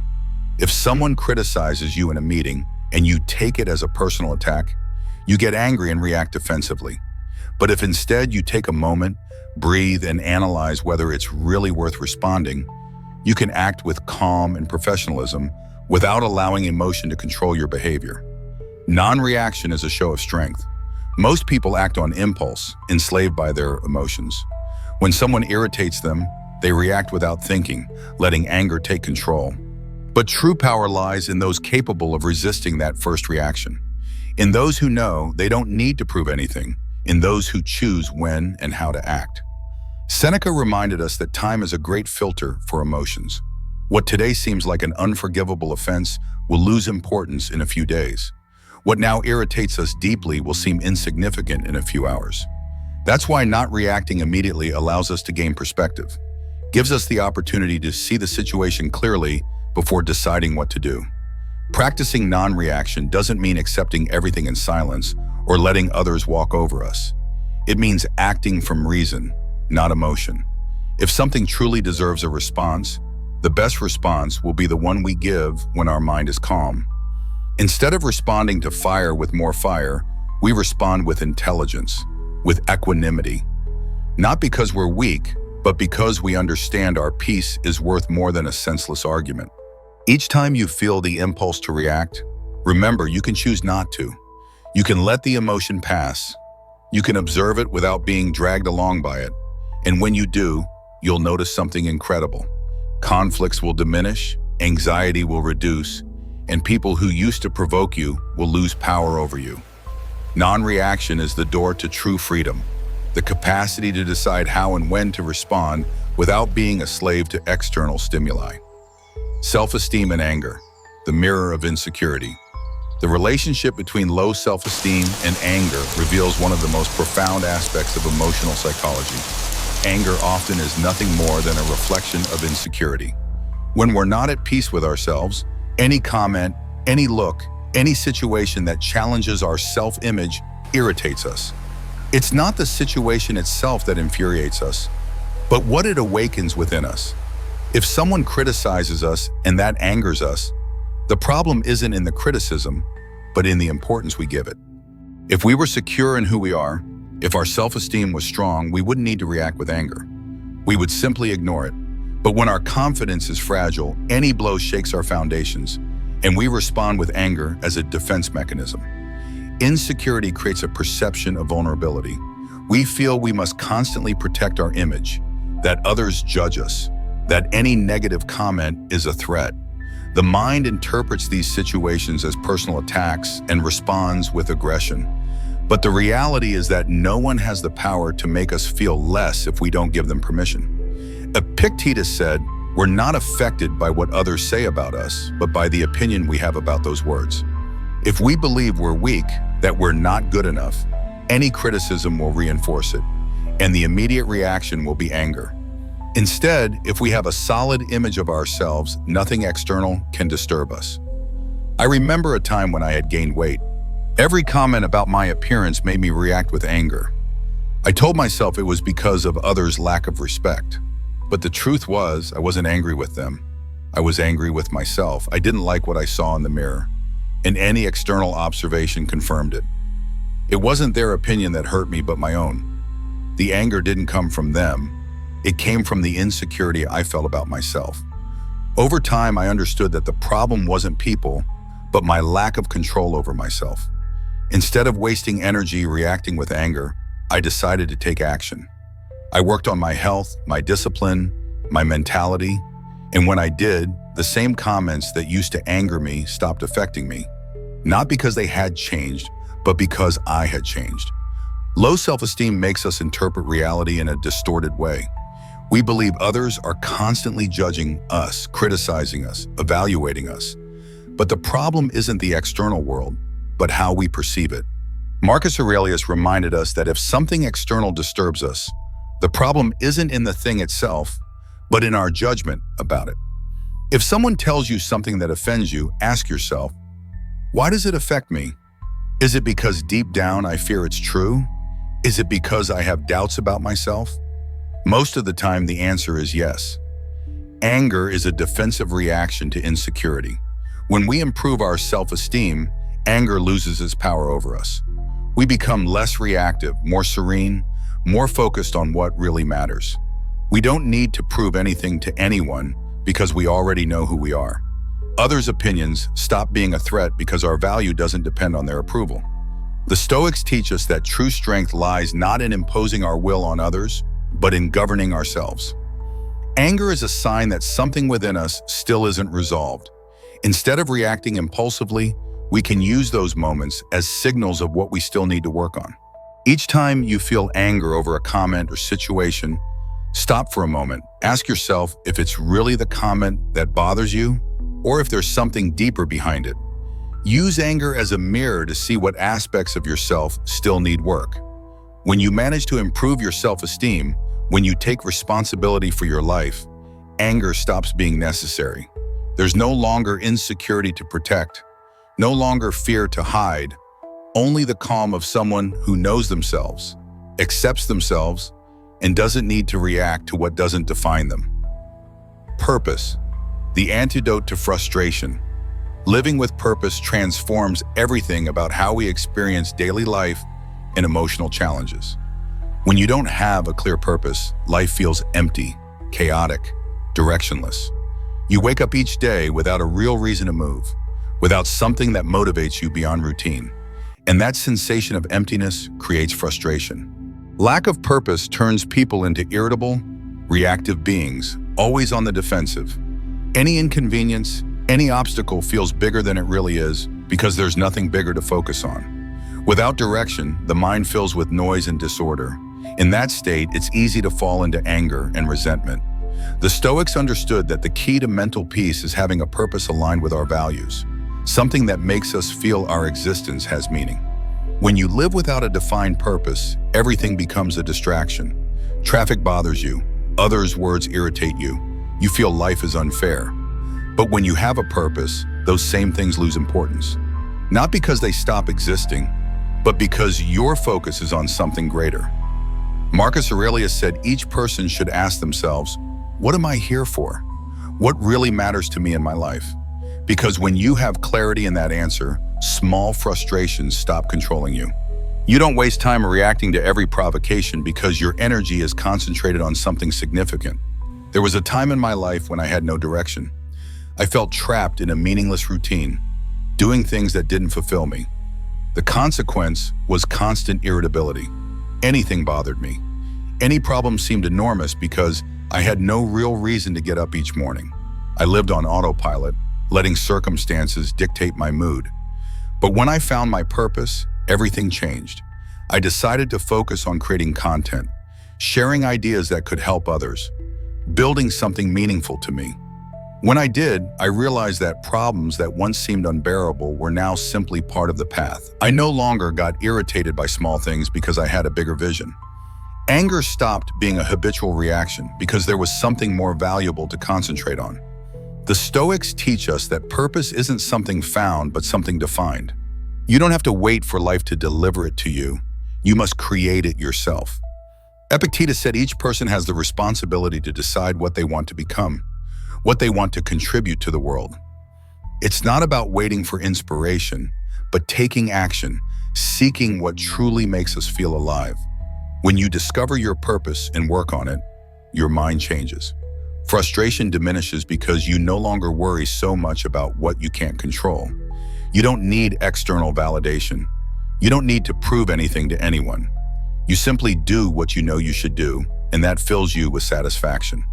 When you live with purpose, life stops feeling like a series of problems and starts looking like an opportunity. You no longer react with anger to every obstacle because you understand challenges are part of the path. Each day has meaning. Each action contributes to something bigger. When that happens, peace becomes a natural state. Not because everything is perfect, but because you've decided where to focus your energy. There's no space for anger when you're busy building something that truly matters. If you feel life frustrates you, if you realize you react with anger too easily, ask yourself if you really have a clear purpose. Ask yourself if you're dedicating your time to something that fulfills you, or if you're simply passing days without direction. The difference between a life full of frustration and a life full of meaning lies in that answer. Find what motivates you, what makes you wake up each morning wanting to advance. When you do, you'll see how anger loses its power over you. Because when you have a purpose, everything else becomes background noise. Neuroplasticity, rewiring your brain for calm. Understanding neuroplasticity gives us scientific backing for what the Stoics intuited. Our brains aren't fixed in a single way of reacting. Thanks to neuroplasticity, we can train the brain to respond differently to situations that previously provoked anger or frustration. The idea that we are this way and can't change is a lie. We tell ourselves the brain is malleable, and like a muscle, it can be strengthened in certain areas depending on how we train it. If every time something irritates us, we respond with anger, we're reinforcing that neural connection, making anger an automatic reaction. But if instead we learn to respond with calm over time, that will be our brain's new programming. When we face a situation that would normally make us explode, our instinct is to follow the pattern. If someone insults us, if something doesn't go as expected, if a person acts disrespectfully, the immediate reaction is what we've reinforced over years. But here's the key. If we consciously force ourselves to respond differently, we're creating a new neural pathway. At first, it feels forced, uncomfortable, even false. But with repetition, the brain begins to accept that response as normal, and eventually calm becomes our automatic reaction. I remember once when my dog destroyed an object that mattered to me. My habitual reaction would have been to get angry, raise my voice, feel that internal explosion of frustration. But in that moment, I decided to do something different. Instead of giving into anger, I forced myself to breathe deeply and pet my dog. It felt strange. I felt like I was repressing my emotion. But what I was actually doing was teaching my brain that not everything has to be an angry response. I repeated it over and over each time my dog did something that would normally irritate me. Over time, I noticed my natural response changed. I no longer felt that tension in my chest. I no longer needed to contain myself because my brain had learned that those situations weren't a threat, that they didn't require anger as a response. Neuroplasticity shows us we're not condemned to be prisoners of our emotions. We can redirect our impulses and make calm become our new normal. Each time we decide not to react with anger, we strengthen the neural connection of patience and equanimity. The more we do it, the more natural it becomes. Marcus Aurelius said, "We can't control what happens, but we can control our reaction to it." This isn't just a philosophical principle, it's a scientific reality. The brain changes based on what we practice. If we practice serenity, it will eventually be our default response. This process isn't immediate. At first, the mind will try to return to old patterns because it's what it knows, what feels familiar. But if we're persistent, if each time we feel anger rising, we force ourselves to stop, breathe, and respond differently, we'll see real change. One day we'll realize that situations that would have made us explode now seem insignificant to us. Not because we're repressing anger, but because our brain has decided there's no reason to feel it. Anger is as much a habit as calm is. If we feed anger, it grows and strengthens. But if we ignore it and instead cultivate serenity, it eventually weakens and disappears. It's not about pretending, but retraining our mind to function in a way that benefits rather than harms us. If we want to be calmer, more balanced, wiser people in our responses, we have to practice it day after day. With repetition will come the moment when calm isn't an effort, but simply what we are. Love and gratitude, dissolving anger. Love and gratitude represent two of the most powerful forces for dissolving anger and transforming our emotional landscape. Anger is an emotion that consumes, that wears us down, that makes us lose control of our own minds. But there are two forces that have the power to dissipate it: love and gratitude. When we're trapped in anger, it's because our attention is fixed on the negative, on what bothers us, on what we believe is wrong. We focus on lack, frustration, injustice. But if instead we direct our mind toward what we love and what we're grateful for, anger loses its power. Not because problems disappear, but because we stop giving them the energy they need to continue affecting us. Love connects us with what really matters. If we're angry with someone, we can ask ourselves, do I prefer to win this argument or preserve the relationship? When you love someone, the need to prove you're right becomes secondary. Anger is selfish. It seeks revenge, seeks to prove a point. But love seeks to understand, seeks to build, seeks to unite. Many times we let ourselves be carried away by anger in trivial situations. We react without thinking and end up damaging the people we care about most. But if in those moments we remember what we feel for them, if we take an instant to connect with love instead of rage, the response changes. Gratitude is another powerful antidote. When we're grateful, there's no space for anger. We can't feel resentment and gratitude simultaneously. If something bothers us, we can stop and do a simple exercise. Think of 3 things we're grateful for in that moment. Maybe it's our health, a special person in our life, the opportunity to learn from the situation. This simple act changes the direction of our thoughts, takes us out of the reactive state, and returns control to us. Marcus Aurelius wrote in his Meditations about the importance of remembering life's transience. If today were the last day with someone you love, would you really waste time angry with that person? Gratitude reminds us that each moment is valuable and that anger is a waste of our time and energy. Some time ago, I decided to do a small experiment with myself. Each time I felt anger or frustration, instead of reacting as I normally would, I forced myself to think of something I was grateful for in that instant. At first, it felt forced, as if I were ignoring reality, but over time, I realized my mind began doing it automatically. One day, someone spoke to me with contempt, and instead of feeling irritated, the first thing I thought was, I'm grateful that today I have health and can keep moving forward.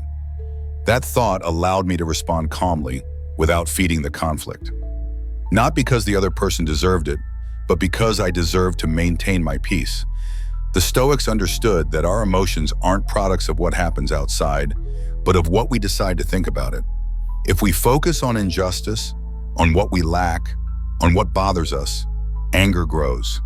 But if instead we focus on what we have, on what we love, on what we're grateful for, anger fades away. It's not a mental trick. It's a way of training our mind to see reality from a higher perspective. Epictetus said, "The secret of happiness isn't in having more, but in wanting less." When we cultivate gratitude, we realize we already have enough, that we don't need to react with anger because life continues being good despite small setbacks.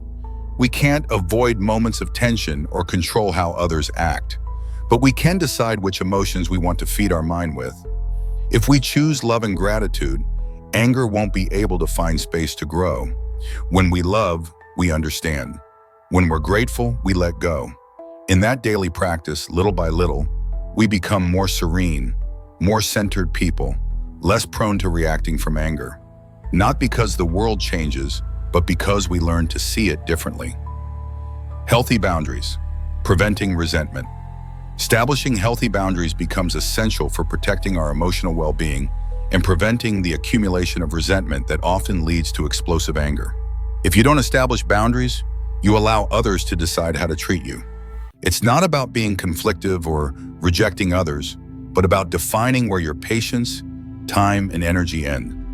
When you don't set clear boundaries, you send the message that it's okay for them to disrespect you, interrupt you constantly, not value your time. When this happens, frustration grows, anger accumulates, and you end up emotionally exhausted. But the responsibility for setting those boundaries isn't others, it's yours. Only you can decide what you allow and what you don't. Many times we permit certain behaviors out of fear of seeming selfish or disagreeable. We struggle to say no because we fear the other person will feel offended or reject us. But the real problem isn't saying no, it's not saying it when necessary.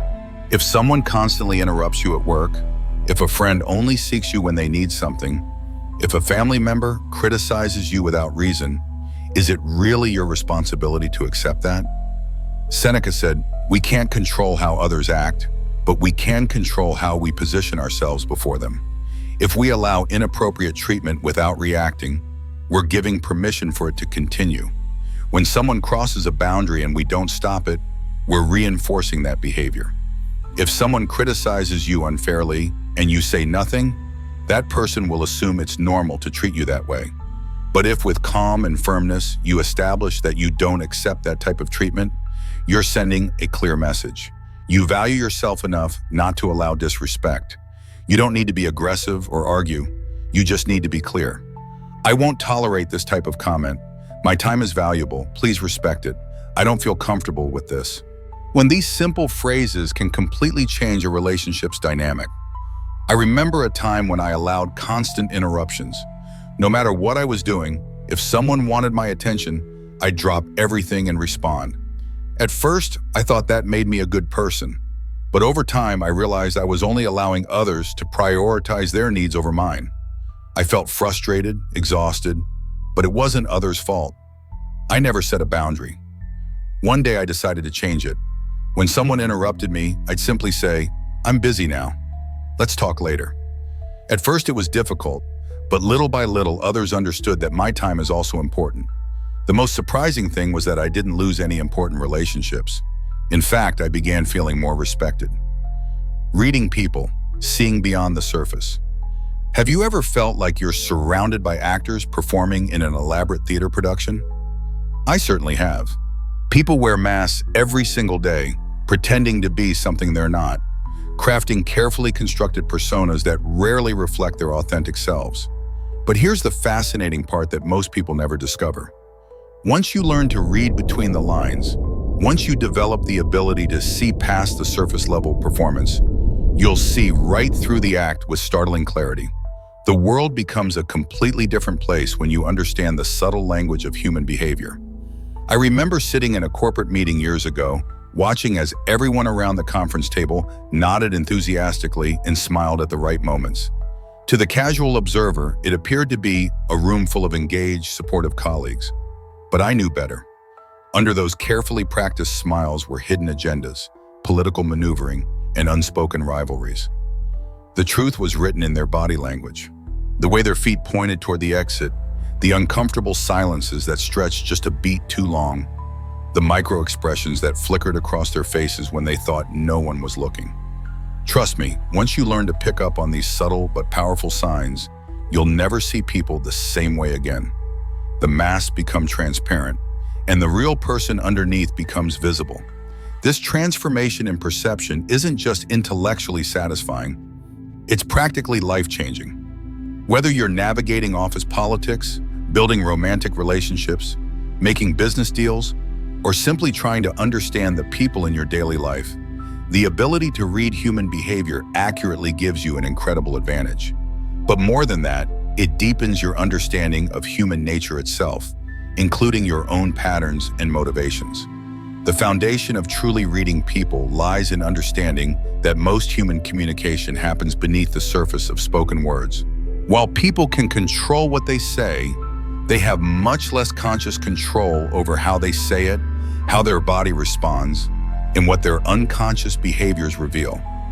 Learning to decode this hidden language requires patience, keen observation skills, and a willingness to look beyond the obvious. One of the most powerful techniques for penetrating someone's carefully constructed facade is what I call the tell me more approach. This technique functions like having a superpower, but without the flashy costume or cape that comes with comic book abilities. The best part about this method is that no one even realizes you're using it. It's so elegantly simple, yet devastatingly effective that it feels almost unfair. The technique works like this.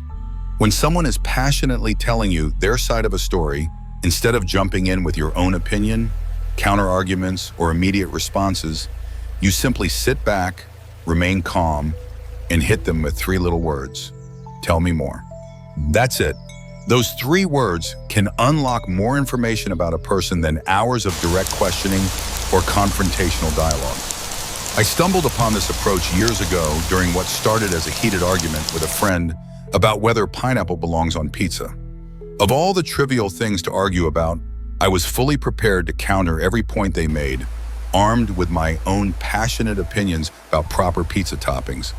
But something clicked in my mind, and instead of launching into my prepared debate, I just smiled and said, "Tell me more." What happened next was genuinely wild and completely unexpected. They started off talking about pizza preferences, which seemed innocent enough, but before long they were spilling out childhood memories of family dinners, foods they loved growing up, stories about their grandmother's cooking, and even a peculiar tale about why they developed an aversion to pineapple as a child after getting sick from eating too much of it at a birthday party. It wasn't just about pizza anymore.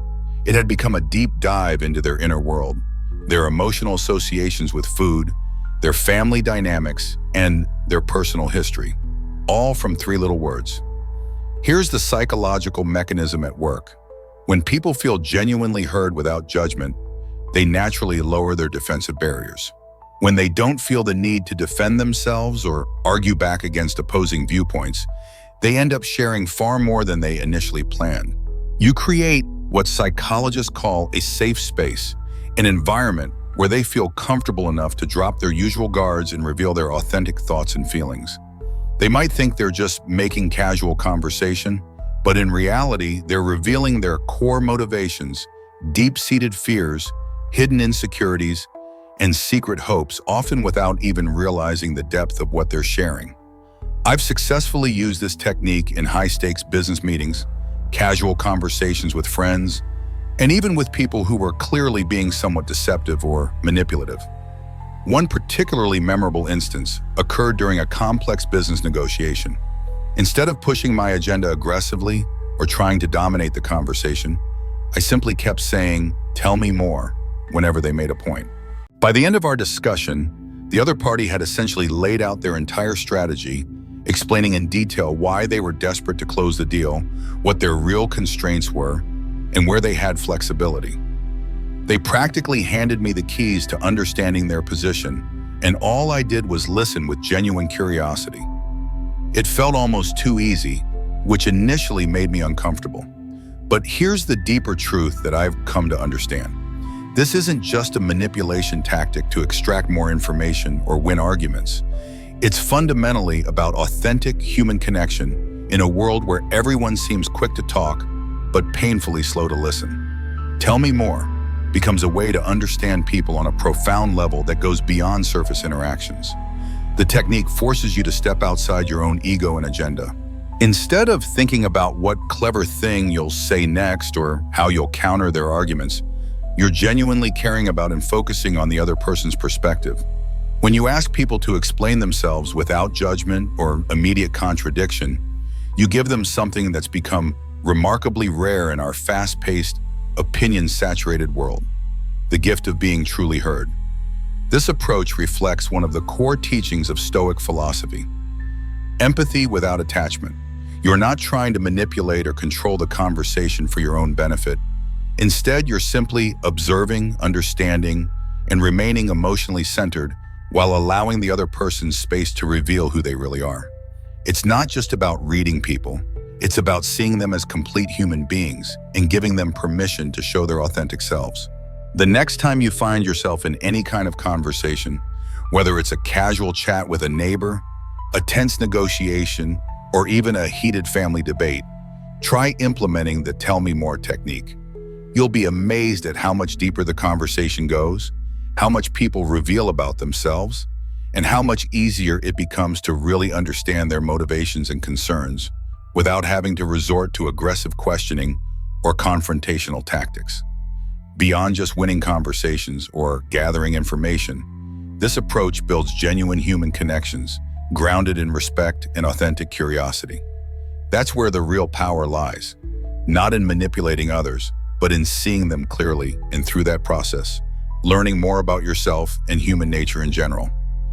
Observing behavior, the truth in lesser positions. While the tell me more technique reveals what people are willing to share when they feel safe, another crucial method for reading people involves observing how they treat individuals they consider to be in lesser positions than themselves. If you really want to know someone's true character, not the polished version they present to people who matter to them, don't just watch how they treat you. Instead, pay careful attention to how they interact with people they believe are beneath them in social status, power, or importance. This observation method can be somewhat controversial because it reveals uncomfortable truths about human nature and social dynamics. Whether it's a server at a restaurant, a cashier at a grocery store, a janitor in an office building, or a colleague who's lower on the corporate hierarchy, how someone interacts with people who have less perceived power provides invaluable insight into their core character and value system. I learned this lesson in a particularly jarring way early in my career. I used to work closely with someone who, on the surface, seemed like one of the nicest people you could meet. They were charming, funny, intellectually engaging, and consistently respectful during meetings and professional interactions. Their colleagues loved them. Management thought highly of them, and they had a reputation for being a team player. But then one day we went out to lunch together, and I witnessed a completely different side of their personality. The moment we sat down at the restaurant, their entire demeanor shifted. They became rude and demanding toward our server, barking orders as if they were royalty and the waiter was their personal servant. They made condescending comments about the service, complained loudly about minor issues, and treated the staff with obvious disdain and disrespect. It was genuinely shocking to see how quickly and dramatically they transformed from the friendly, warm colleague I knew in the office to this arrogant, dismissive person who seemed to believe that certain people were beneath their consideration. That experience served as a crucial wake-up call for me, and I realized this wasn't just an isolated incident or a bad day. It was a clear window into their real character, revealing who they truly were when they thought they could get away with treating others poorly. People reveal their authentic nature when they believe no one important is watching or when they think there won't be consequences for their behavior. If someone is condescending to a waiter, they'll likely be condescending to anyone they believe can't fight back or doesn't have power over them. If they're dismissive of a colleague simply because that person holds a junior position, you can bet that same arrogance and lack of respect will surface in other areas of their life when they think they can get away with it. Here's the uncomfortable truth. The person who's kind to you but rude to others isn't actually kind at all. They're calculating. They're performing kindness when it benefits them socially, professionally, or personally. But their true character emerges when they believe there's nothing to gain from being respectful. Think about the psychological dynamics at work here. When there's no social pressure to be polite, when someone knows they can treat others poorly without facing consequences, that's when their genuine personality comes through. It's in these moments that you see past the carefully constructed social mask to the person underneath. Stoicism teaches us to observe human behavior objectively, and this principle provides one of the clearest indicators of a person's integrity and moral character. It's relatively easy to be nice when there's something to gain from the interaction, when you need something from the other person, or when your reputation is on the line. But true character reveals itself when someone has nothing to lose and everything to gain from being cruel or dismissive. I've started using this principle as a kind of informal test in friendships, work relationships, and even romantic situations. It's become a crucial filter for understanding who people really are. If someone consistently treats service workers with respect, if they say thank you to bus drivers, if they show basic human kindness to strangers regardless of social status, that's someone worth knowing and trusting. But if they're the type to be unnecessarily harsh, dismissive, or demanding toward people who can't fight back, that's a red flag that shouldn't be ignored. The psychological insight goes even deeper when you consider that how we treat others often reflects how we see ourselves. People who respect everyone, regardless of their position or status, are usually secure in themselves. They don't need to put others down to feel important or powerful. Their self-worth isn't dependent on maintaining a hierarchy where they're superior to others. But those who are cruel or dismissive to people they consider beneath them are often projecting their own deep insecurities. They're trying to elevate themselves by stepping on those they perceive as weaker or less important. It's a form of psychological compensation. They treat others poorly because they don't feel good about themselves, and putting others down gives them a temporary sense of superiority or control. This behavior pattern represents a form of emotional immaturity and insecurity that Stoicism teaches us to recognize and avoid in ourselves. A truly secure, emotionally mature person doesn't need to assert dominance over others or treat anyone as less deserving of respect. So, if you want to know who someone truly is, don't be fooled by how they treat people they need to impress or people who have power over them. Instead, pay close attention to how they treat those who can offer them nothing in return. Watch how they interact with service workers, subordinates, or anyone they perceive as having less status or power. It's the most reliable way to see beyond the social mask into the heart of who they really are as a human being. Understanding the past, the blueprint of present behavior. Understanding someone's past provides another crucial key to reading their present behavior accurately. People often say the past is behind us, or encourage others to move on from previous experiences. But the psychological reality is far more complex. The past isn't really gone. It's actively shaping everything about who people are today, whether they realize it or not. Their experiences, traumas, victories, failures, and formative relationships are all continuously influencing how they think, behave, react to situations, and even treat you in the present moment. This perspective can be controversial because it implies that people don't simply move on from their experiences. They carry their personal history with them like invisible baggage. And sometimes that history becomes the unconscious blueprint for their current actions and reactions. Understanding this psychological principle can dramatically improve your ability to read and predict people's behavior. I once had a friend who always seemed to be on edge regardless of the situation. They were overly defensive about minor criticisms, quick to anger over small disagreements, and extremely cautious in all their relationships. At first, I assumed this was just their natural personality. Some people are more sensitive or reactive than others, but as I got to know them better and learned about their background, I began to understand the deeper patterns at work. This person had experienced significant betrayal by people they trusted deeply, had gone through serious financial hardship that left them feeling vulnerable, and had grown up in a family environment where they constantly felt they had to prove themselves worthy of love and attention. Suddenly, their present behavior made perfect sense. Their defensiveness wasn't random or unreasonable.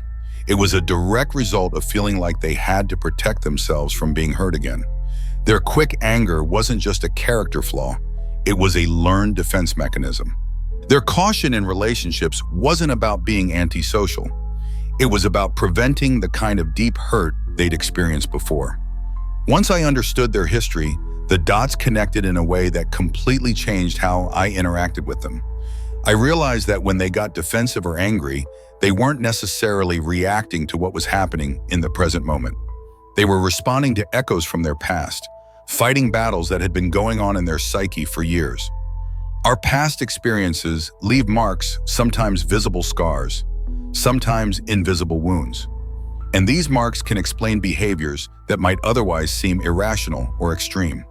A person who grew up feeling neglected or ignored may crave constant attention and validation as an adult, not because they're naturally needy, but because they're still trying to fill a void created years ago. Someone who's been financially betrayed by a business partner may now approach all potential collaborations with excessive suspicion and distrust, not because they're paranoid, but because they're protecting themselves from repeating a painful experience. The key insight here isn't to make excuses for people's problematic behavior or to enable destructive patterns. Rather, it's to understand that people aren't always acting purely from the present moment.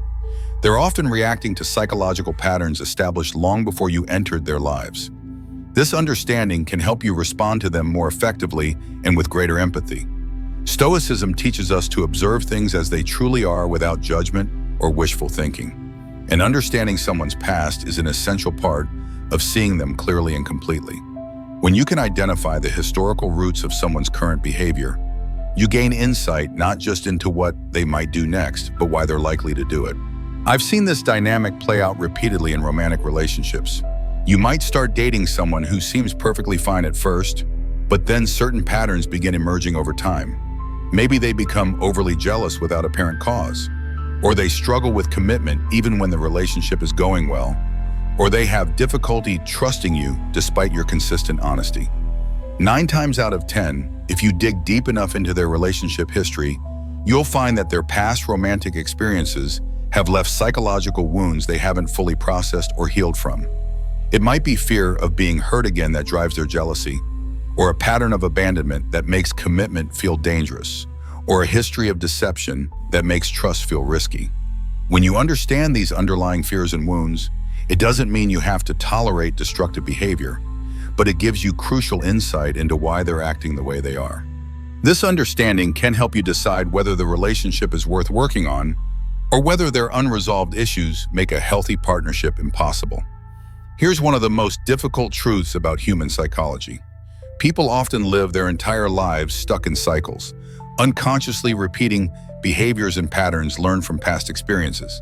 It's like they're trapped in a psychological loop, reliving the same emotional scenarios over and over without even realizing they're doing it. The coworker who constantly seeks validation from authority figures is likely replaying a childhood where they never felt good enough for their parents. The friend who sabotages every promising relationship is probably responding to a deep-seated fear of rejection that stems from early heartbreak or abandonment. Their current reactions, habits, decision-making patterns, and relationship dynamics are often mirrors reflecting the unresolved parts of their past. Understanding this doesn't mean you become their therapist or try to fix them, but it helps you navigate your relationships with them more skillfully and with greater emotional intelligence. But here's where this understanding becomes truly powerful. Recognizing someone's patterns not only helps you predict and respond to their behavior, but it can sometimes help them break free from destructive cycles. If you can gently and compassionately point out the patterns they're repeating, you might help them become more self-aware. Sometimes that increased awareness is the first step toward healing and positive change. Stoicism emphasizes self-reflection and personal improvement. And sometimes understanding someone's past allows you to guide them toward examining and bettering themselves. This isn't about manipulation or control. It's about genuine care and wisdom applied to human relationships.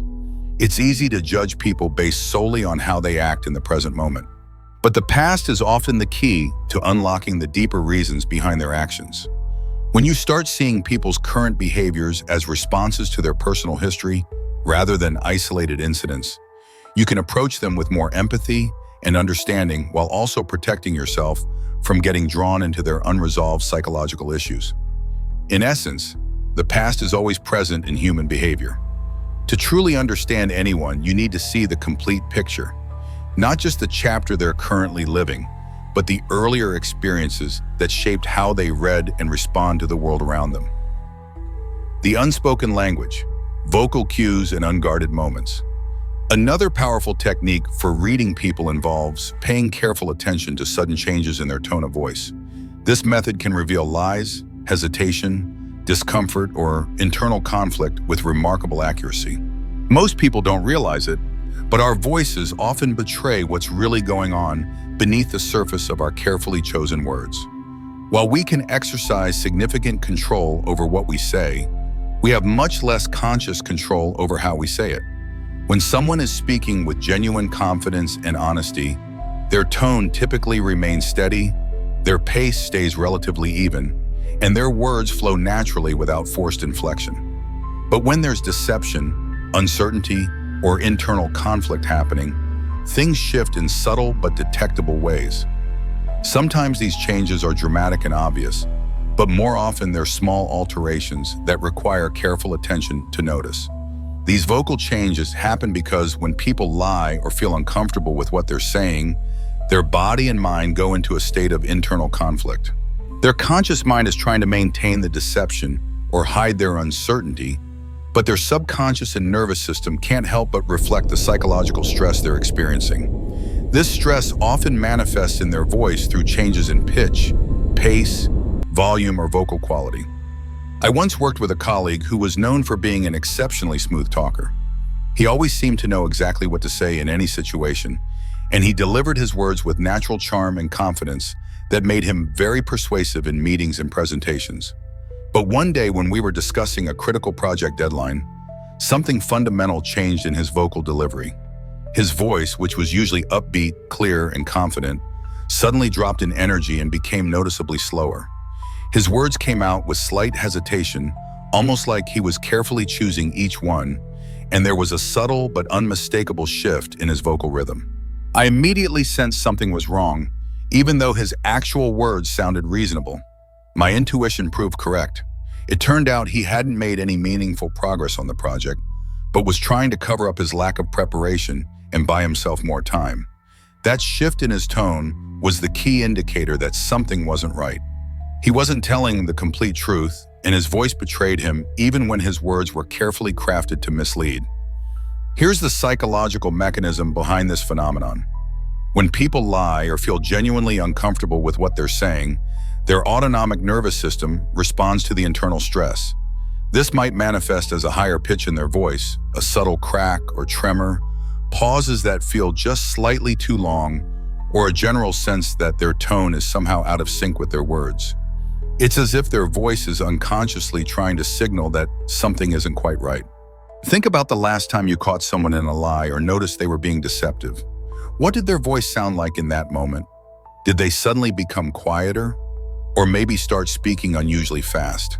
Did their voice take on a forced cheerfulness, like they were trying too hard to sound normal and relaxed? Did you notice awkward pauses or a change in their vocal rhythm? These are all potential signs that their internal state doesn't match what they're trying to project externally. It's important to note that sudden tone changes don't only signal outright lies. They also commonly indicate hesitation, uncertainty, or internal conflict about what the person is saying. I once had a friend who would get genuinely enthusiastic about plans we made together.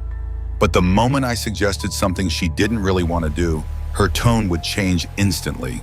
She'd go from excited and animated to flat and monotone, like someone had suddenly flipped an emotional switch.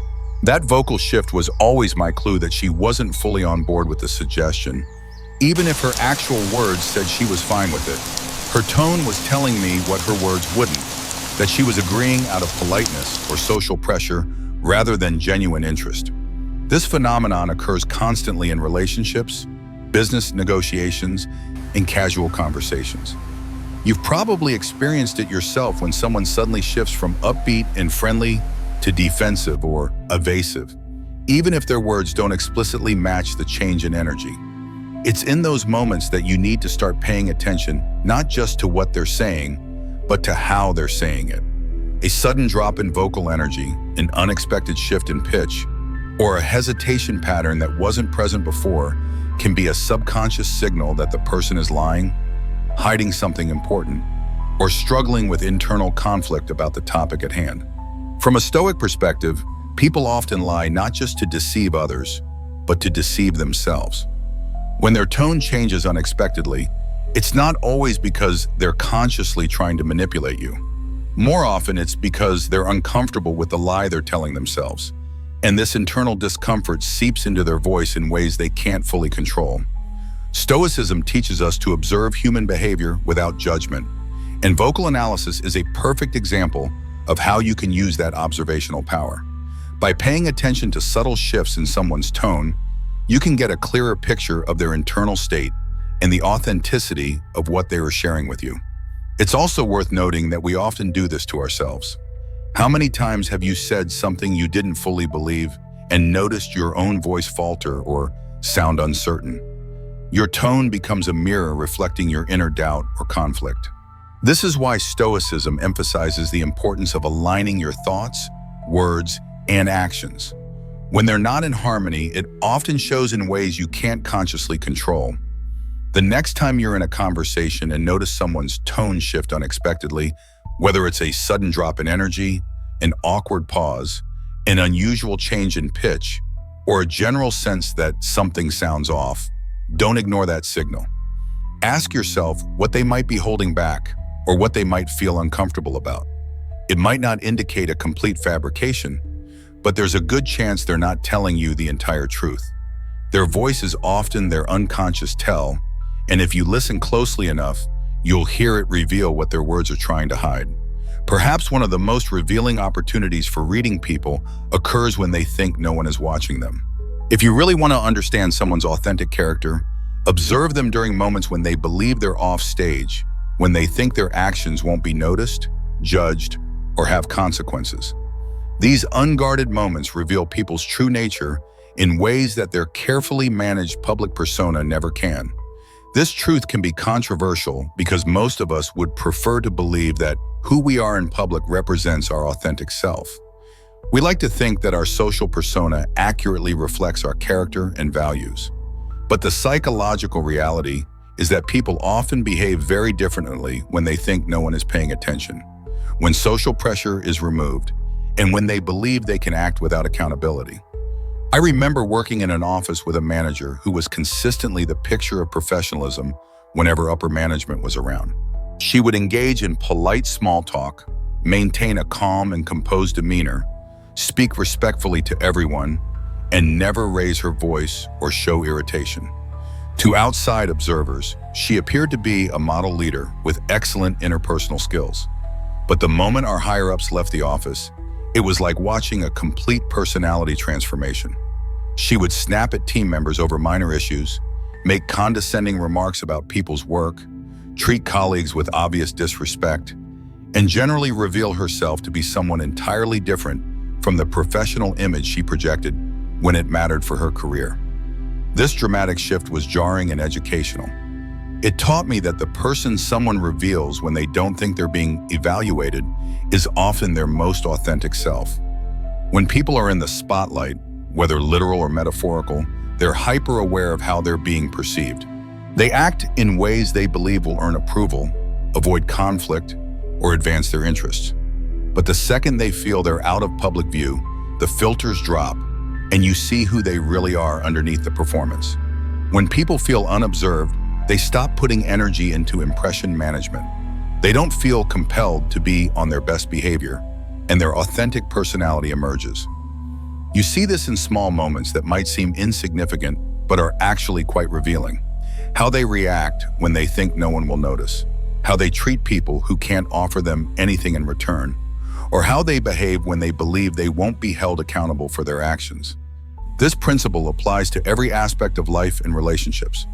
In romantic situations, for example, both people are usually on their best behavior during the early stages, actively trying to impress each other and present their most attractive qualities. But if you really want to know who someone is as a partner, you need to observe them during the quiet, unperformed moments when they're not actively trying to win your approval. How do they treat service workers when you're out to dinner together? What are they like when they're stressed, tired, or dealing with frustration? How do they behave when they think you're not paying attention, or when they believe their actions won't affect your opinion of them? Do they maintain the same level of kindness, patience, and respect? Or do they let their guard down and reveal less appealing aspects of their personality? I've seen this dynamic play out in social settings as well. You might have a friend who's charismatic and entertaining when everyone's watching, always cracking jokes, being the center of attention, and projecting confidence and charm. But when they think no one's noticing their behavior, they might become aloof, selfish, dismissive of others, or even cruel in small ways. Their true character emerges not in the big public moments where they're performing, but in the small, hidden interactions where they think it doesn't matter. From a Stoic perspective, this observation aligns with core philosophical principles about virtue and character. A Stoic is trained to observe life objectively and without judgment, and people often reveal their authentic nature when they think they're off stage. Stoicism teaches that true virtue isn't about how we act when people are watching and applauding us, but how we behave when no one is there to witness our choices. The person who remains kind, patient, honest, and respectful even when there's no one around to applaud them, that's someone who lives in genuine alignment with virtuous principles. But the reality is that many people aren't like this. They compartmentalize their behavior, creating a public self that serves their image and interests while allowing their less appealing traits to emerge in private moments. I had a colleague who was incredibly supportive and encouraging whenever we were in group meetings or public professional settings. He would always have something positive to say, would go out of his way to show support for others' ideas, and projected an image of being a collaborative team player. But when we were alone working on projects or having one-on-one conversations, his demeanor completely shifted. He became short, dismissive, uninterested in helping unless it directly benefited him, and generally revealed that his public persona was largely a performance designed to advance his career. That contrast taught me that his public supportiveness wasn't genuine kindness. It was strategic behavior designed to manage his reputation and relationships. The most honest moments aren't when someone is under the spotlight, they're when they think no one is watching. Whether they're acting with kindness or cruelty, generosity or selfishness, patience or irritation, these unguarded moments show you who they really are beneath the social mask. If someone can only demonstrate good character when others are watching, it's not real character, it's performance. True character, as Stoicism teaches, is who you are in the shadows, not just in the spotlight. A genuinely virtuous person's actions remain consistent because they come from internal principles rather than external validation or social pressure. When you observe others during their unguarded moments, you're not only gaining insight into their authentic character, but you're also reminding yourself of the importance of living with integrity, even when no one else is around. The next time you want to truly understand someone, don't focus on their grand gestures, public statements, or carefully managed image. Instead, pay attention to what they do when the spotlight is off. When they think their actions don't matter, and when they believe no one important is watching, that's where you'll find their real character. And that's where the truth about who they are actually lives. Emotional reactions, the unfiltered window to priorities. One of the most revealing aspects of human psychology is that emotional reactions serve as an unfiltered window into a person's deepest priorities and values. If you want to understand what truly matters to someone, not what they claim matters to them, but what actually drives their behavior and decisions, look carefully at how they react emotionally in various situations.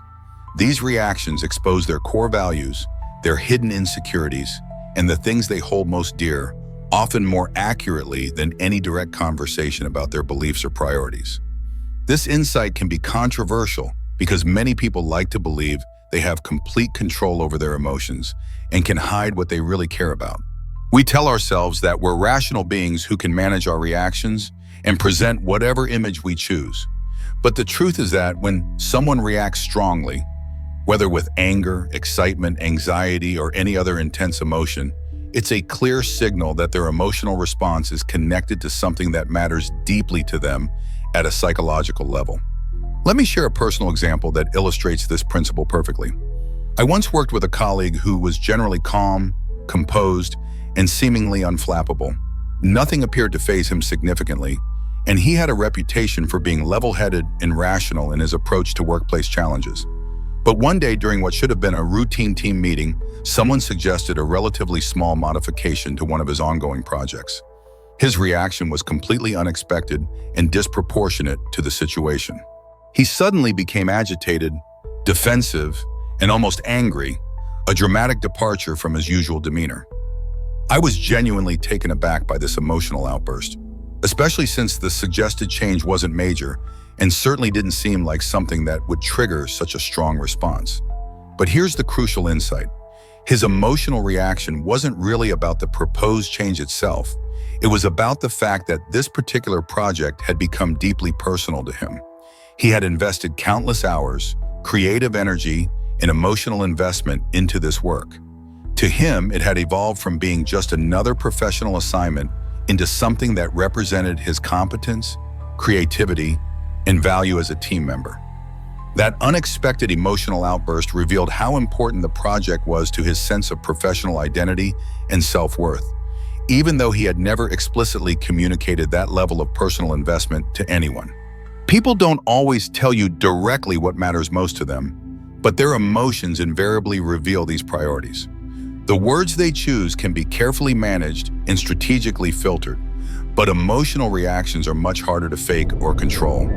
The boss who reacts with disproportionate anger when you question their decision isn't just protecting their authority.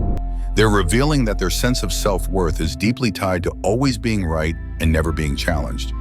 The friend who becomes overly defensive when you point out a minor flaw or mistake is probably showing you that what you mentioned connects to a deep insecurity or challenges a value they hold dear. The excitement someone displays when they receive praise or recognition for their work reveals that external validation is one of their top psychological priorities, even if they would never admit to being motivated by others' approval. These emotional responses create a map of what really drives people, what threatens them, and what they value most highly. Here's the key psychological principle. People's strongest emotional reactions, whether positive or negative, always reveal their deepest priorities and most significant psychological investments. They might act cool, detached, or indifferent in most situations as a way of protecting themselves or managing their image. But when something they genuinely care about is threatened, challenged, or acknowledged, their emotional defenses activate, and their true priorities become visible. This principle extends beyond negative reactions like anger or frustration, though those tend to be the most obvious and dramatic. It also applies to positive emotional responses that might seem small but are actually quite significant. The genuine excitement someone shows when discussing their side business or hobby reveals that this activity matters to them more than their casual treatment of it might suggest. The way someone lights up when you ask about their children, their travels, or their creative projects tells you where their emotional energy and attention are actually focused. In romantic relationships, this principle becomes especially valuable for understanding your partner's real needs and priorities. If you notice they become upset when plans fall through or when you have to cancel time together, that's not necessarily clinginess or neediness. It's a sign that spending quality time together is genuinely important to their sense of connection and security in the relationship. If they become animated and excited when you talk about future trips, shared goals, or experiences you might have together, it indicates that creating shared experiences and building a future together is a high priority for them. Understanding that emotions are always connected to values gives you a clear map of people's psychological landscape without requiring them to explicitly spell out what matters to them. This insight helps you navigate relationships more skillfully because you can understand what's likely to trigger strong reactions and what's likely to create positive responses. A particularly revealing example occurs when people get unexpectedly defensive about seemingly minor issues. Let's say you casually mention that someone has been running late to meetings recently, and instead of a calm acknowledgement or simple explanation, they become flustered, defensive, and perhaps even aggressive in their response. That reaction tells you that punctuality and reliability are deeply connected to their self-image and professional identity. They don't want to be seen as unreliable or disorganized, so they react strongly to protect that aspect of how they see themselves and want others to see them. From a Stoic perspective, observing emotional reactions with objectivity gives you invaluable insight into human behavior and motivation. When someone's emotions flare up dramatically, it's because something they value significantly is at stake. You can use this knowledge to better understand the people in your life and also to manage your interactions with them more effectively. If you understand what triggers someone's emotional responses, you can approach sensitive topics with greater care and awareness. You can also use this insight to build stronger, more understanding relationships by acknowledging and respecting what matters most to them. But here's the deeper Stoic lesson that applies to your own self-development. Your emotional reactions reveal your own priorities and psychological investments just as clearly as they reveal others. When you find yourself reacting strongly to something, whether with anger, excitement, anxiety, or any other intense emotion, take a moment to reflect on what that reaction is telling you about your own values and priorities. Are you getting angry because someone is genuinely threatening something important? Or are you letting your ego and pride dictate your response? Are you becoming defensive because someone is questioning your integrity and competence? Or are you simply upset that your reputation might be challenged? Are you excited about an opportunity because it aligns with your authentic goals and values? Or because it feeds your need for external validation? Stoicism teaches that by understanding our own emotional reactions, we can gain greater control over them and make more conscious choices about how we respond to life's challenges. We can learn to recognize when our emotions are connected to values that truly matter to our character and well-being, and when they're simply reflections of our pride, insecurities, or social conditioning. The ability to read people through their emotional responses isn't magic or manipulation. It's about developing sensitivity to the subtle signals that reveal human motivations and priorities. But this skill comes with responsibility. The more you understand about human psychology and behavior, the more important it becomes to use that knowledge wisely and ethically. True mastery in reading people lies not in gaining advantage over others or manipulating their emotions for your benefit. Instead, it's about developing deeper empathy, building more authentic relationships, and understanding the complex psychological forces that drive human behavior. When you can see past surface-level interactions to understand what people really value and fear, you become more capable of responding to them with genuine compassion and wisdom. This understanding also extends to recognizing your own patterns and triggers. The more you observe how emotions reveal priorities in others, the more conscious you become of your own emotional reactions and what they say about your psychological makeup. This self-awareness is one of the foundations of Stoic practice. Knowing yourself deeply enough to make conscious choices about your responses rather than being driven by unconscious reactions. The art of reading people through observation, emotional awareness, and psychological insight represents a sophisticated form of human intelligence that goes far beyond surface-level social skills. It requires patience, practice, and a genuine commitment to understanding human nature in all its complexity. But the rewards are substantial, not just in terms of navigating social situations more effectively, but in developing wisdom about the human condition that can guide you toward more fulfilling relationships and a deeper understanding of yourself. The techniques and principles we've explored, from the "tell me more" approach to observing unguarded moments, from noting vocal changes to understanding how past experiences shape present behavior, all work together to create a comprehensive framework for reading people accurately and compassionately. These aren't tricks for manipulation or control. They're tools for understanding, connection, and wisdom. When you consistently practice these observational skills, you begin to see patterns in human behavior that most people miss entirely. You start to understand why people react the way they do, what drives their decisions, and how their past experiences continue to influence their present actions. This understanding doesn't make you cynical or manipulative. Instead, it makes you more compassionate and wise in your interactions with others. You begin to see that the colleague who seems arrogant might actually be deeply insecure, that the friend who appears aloof might be protecting themselves from past hurt, and that the family member who gets angry easily might be carrying unresolved trauma or stress. This doesn't excuse destructive behavior, but it helps you respond with greater understanding and effectiveness. Perhaps most importantly, developing these skills forces you to become more honest about your own behavior and motivations. When you understand how much people reveal through their unconscious actions and reactions, you become more aware of what you might be revealing about yourself. This awareness can lead to greater authenticity, better self-control, and more intentional choices about how you present yourself to the world. The Stoic approach to reading people emphasizes observation without judgment, understanding without manipulation, and wisdom without exploitation. It's about seeing clearly rather than seeing what you want to see, understanding deeply rather than making surface assumptions, and responding thoughtfully rather than reacting emotionally. In our increasingly complex social and professional world, the ability to read people accurately has become more valuable than ever.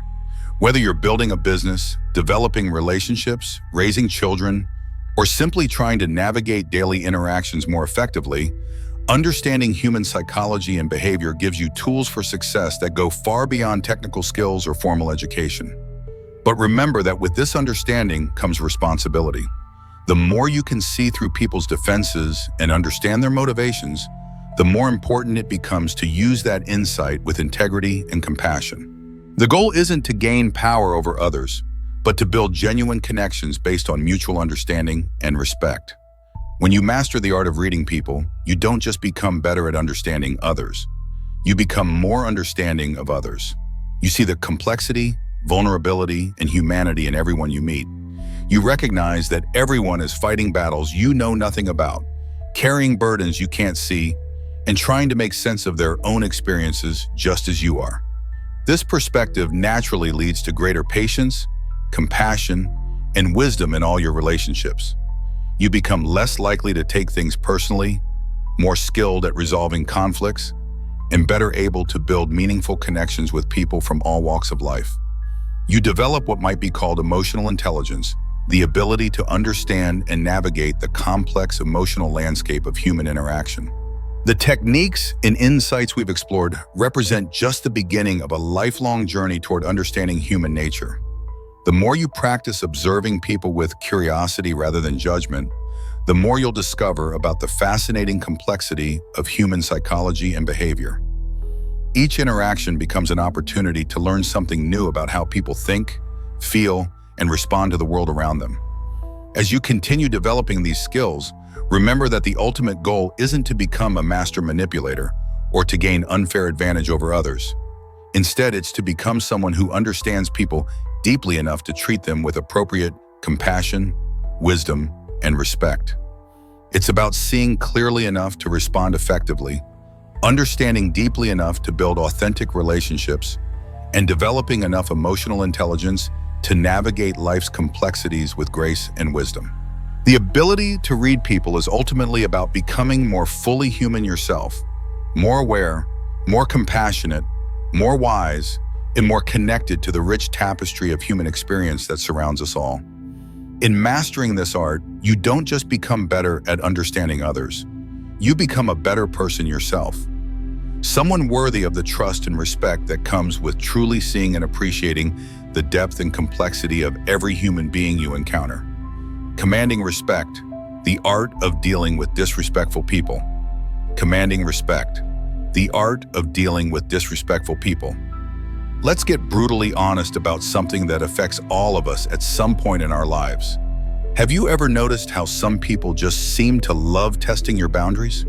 They interrupt you mid-sentence as if your thoughts don't matter, make passive-aggressive comments wrapped in fake smiles, or act like your time and feelings are completely optional. Society tells us we should smile politely, turn the other cheek, and just let it slide for the sake of keeping the peace.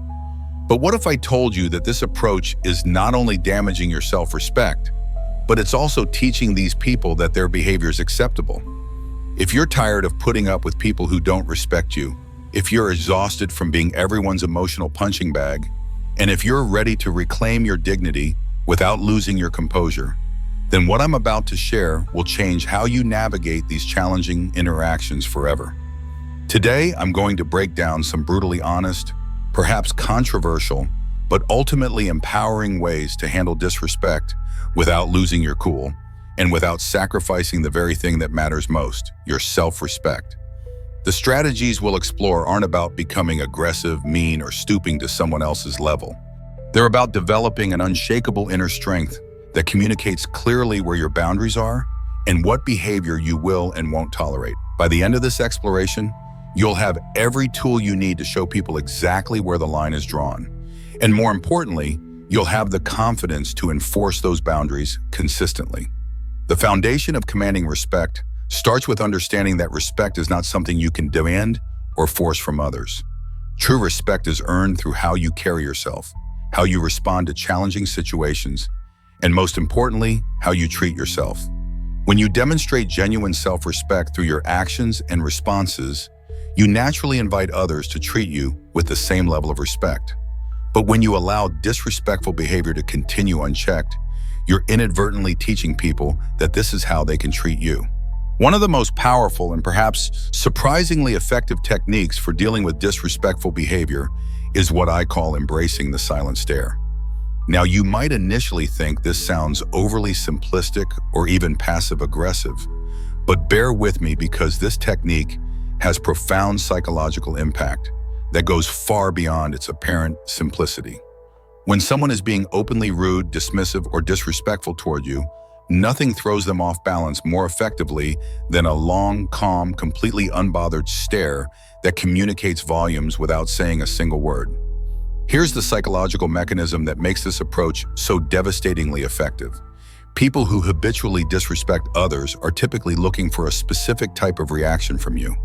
They want you to stammer nervously, get visibly flustered, become defensive, or maybe even snap back with anger. They're essentially looking to drag you down into their level of drama to make you question yourself or to make you feel smaller than you are.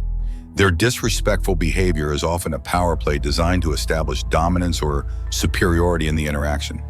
But when you respond with nothing more than a steady, silent stare, you completely flip the power dynamic of the situation. Suddenly, you're not playing by their rules anymore. You're not giving them the emotional reaction they were seeking. And this unexpected response forces them to confront their own behavior in a way they weren't prepared for. The silent stare communicates, without any words whatsoever, "I'm not playing this game with you." It's a way of reclaiming control of the interaction without having to engage in verbal sparring or emotional manipulation. There's something deeply unsettling to most people about someone who doesn't give the reaction they were expecting.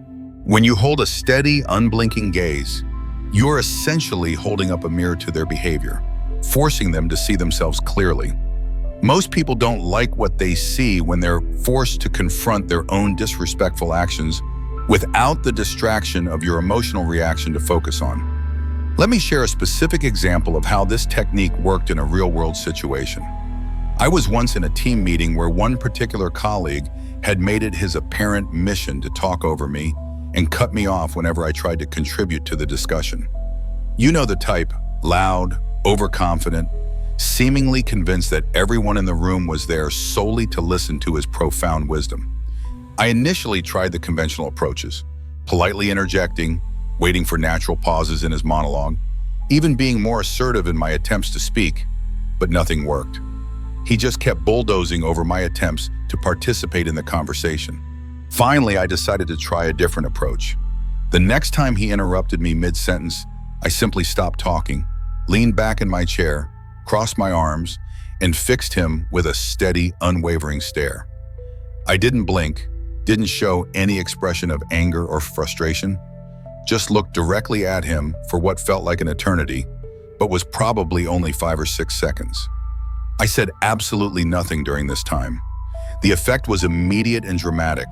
You could feel the tension in the room shift as everyone else at the table began to notice what was happening. They started looking back and forth between us, wondering what would happen next. Most importantly, my disruptive colleague became visibly uncomfortable under my steady gaze. He began to stumble over his words, lost his train of thought, and suddenly started looking anywhere but at me. He didn't interrupt me again for the rest of that meeting, and more significantly, he began treating me with considerably more respect in subsequent interactions, as if he had finally realized that I wasn't someone he could simply bulldoze over. That single silent stare accomplished more than any verbal confrontation, complaint to management, or attempt to reason with him could have achieved. It demonstrated clearly that I wasn't going to tolerate his disrespectful behavior, and it did so without creating drama, escalating conflict, or making me look unprofessional. The power of the silent stare goes beyond just stopping disrespectful behavior in the moment. It's a profound reminder to both the other person and to yourself about the importance of self-respect and personal boundaries. When you refuse to dance to someone else's tune, when you demonstrate that you won't be pulled into their emotional drama, you're reclaiming your space, your peace, and your dignity. Too often, when someone treats us disrespectfully, we feel an almost overwhelming urge to defend ourselves, to make our case, to explain why their behavior is inappropriate, or worse yet, to simply let it slide because we don't want to create an uncomfortable scene. But the silent stare represents a completely different approach. It's not about being aggressive or confrontational. It's about demonstrating that you're grounded, unbothered, and unapologetically in control of your own emotional responses. The technique also serves an important accountability function. People who are accustomed to disrespecting others often do it almost automatically, without really thinking about the impact of their behavior. They've never been effectively called out, never faced real consequences for treating others poorly. When you give them that silent, steady look, it's like you're holding up a mirror to their behavior. You're not telling them they're wrong through words. You're showing them through your response. And most people don't like to see themselves behaving badly when it's reflected back to them so clearly. I've discovered that this silent stare technique does much more than just get the other person to back down or modify their behavior. It also significantly strengthens your own sense of self-worth and personal power. When you stand there silent and still, maintaining your composure while someone else is being disrespectful, you're reminding yourself that their words or actions simply cannot shake your core sense of self. You're demonstrating to yourself that you have the inner strength to remain centered regardless of how others choose to behave.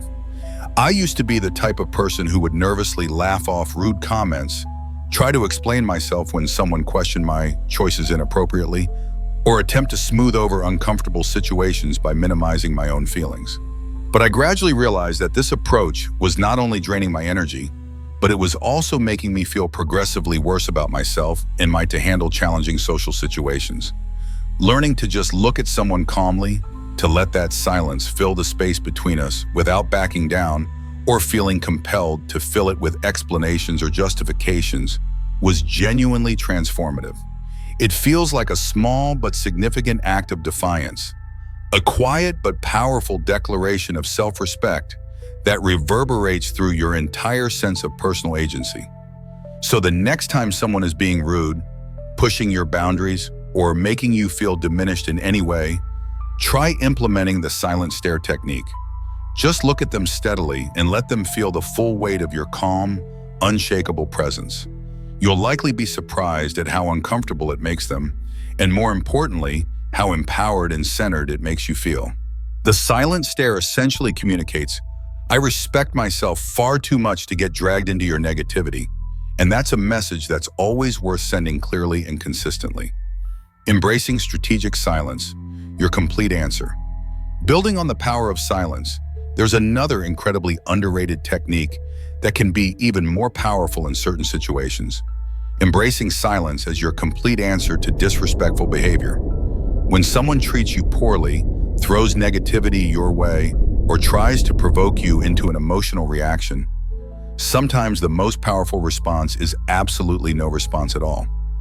I understand that silence can initially feel passive, as if you're somehow letting the person get away with their inappropriate behavior. Many of us have been conditioned to believe that we need to respond to everything, to defend ourselves, to make our position clear. But here's a truth that might surprise you. Silence is far from passive when it's used intentionally. It's actually a deliberate choice, and sometimes it's the boldest, most impactful answer you can possibly give. When someone is directing disrespectful behavior towards you, they're essentially trying to pull you into their emotional drama, to make you feel small, defensive, or reactive. They want to engage you in their negativity because it validates their behavior and gives them a sense of power or control over your emotional state. But when you don't engage, when you simply let their words hang in the air without any response whatsoever, you force them to sit alone with their own behavior. And that silence can be absolutely deafening to them. The psychological impact of this approach is profound. People who habitually disrespect others usually expect some kind of reaction. They're looking for a fight, seeking justification for their behavior, or simply trying to get some form of validation for their actions. But complete silence communicates something entirely different. It says, I'm not giving you my energy. I'm not participating in this interaction. You're simply not worth my time or words. By refusing to engage, you maintain complete control over the conversation and your own emotional state. You're essentially letting the other person know that their attempts to disrespect you have fallen on deaf ears, that their behavior has no power to affect your inner peace or sense of self-worth. I recall a situation where I was dealing with someone who seemed to take perverse pleasure in making subtle but cutting remarks disguised as humor. You know the type of person I'm talking about. They hide their insults behind the pretense of just joking around and try to pass off their cruelty as harmless fun. One day, this person made a completely unnecessary and mean-spirited comment about my work, clearly designed to get under my skin and provoke some kind of defensive response. In the past, I would have felt compelled to explain myself, defend my work, or perhaps even fire back with a comment of my own. But this time, I decided to try something completely different. I simply looked at him calmly, raised an eyebrow slightly, and said absolutely nothing. I let his words hang in the air, allowed that awkward silence to build, and watched as he became increasingly uncomfortable with the lack of reaction. The effect was remarkable. He didn't know what to do with my non-response. He looked at me expectantly, then looked down at his hands, mumbled something under his breath, and quickly moved on to a different topic. More importantly, that was the last time he ever tried that particular tactic with me.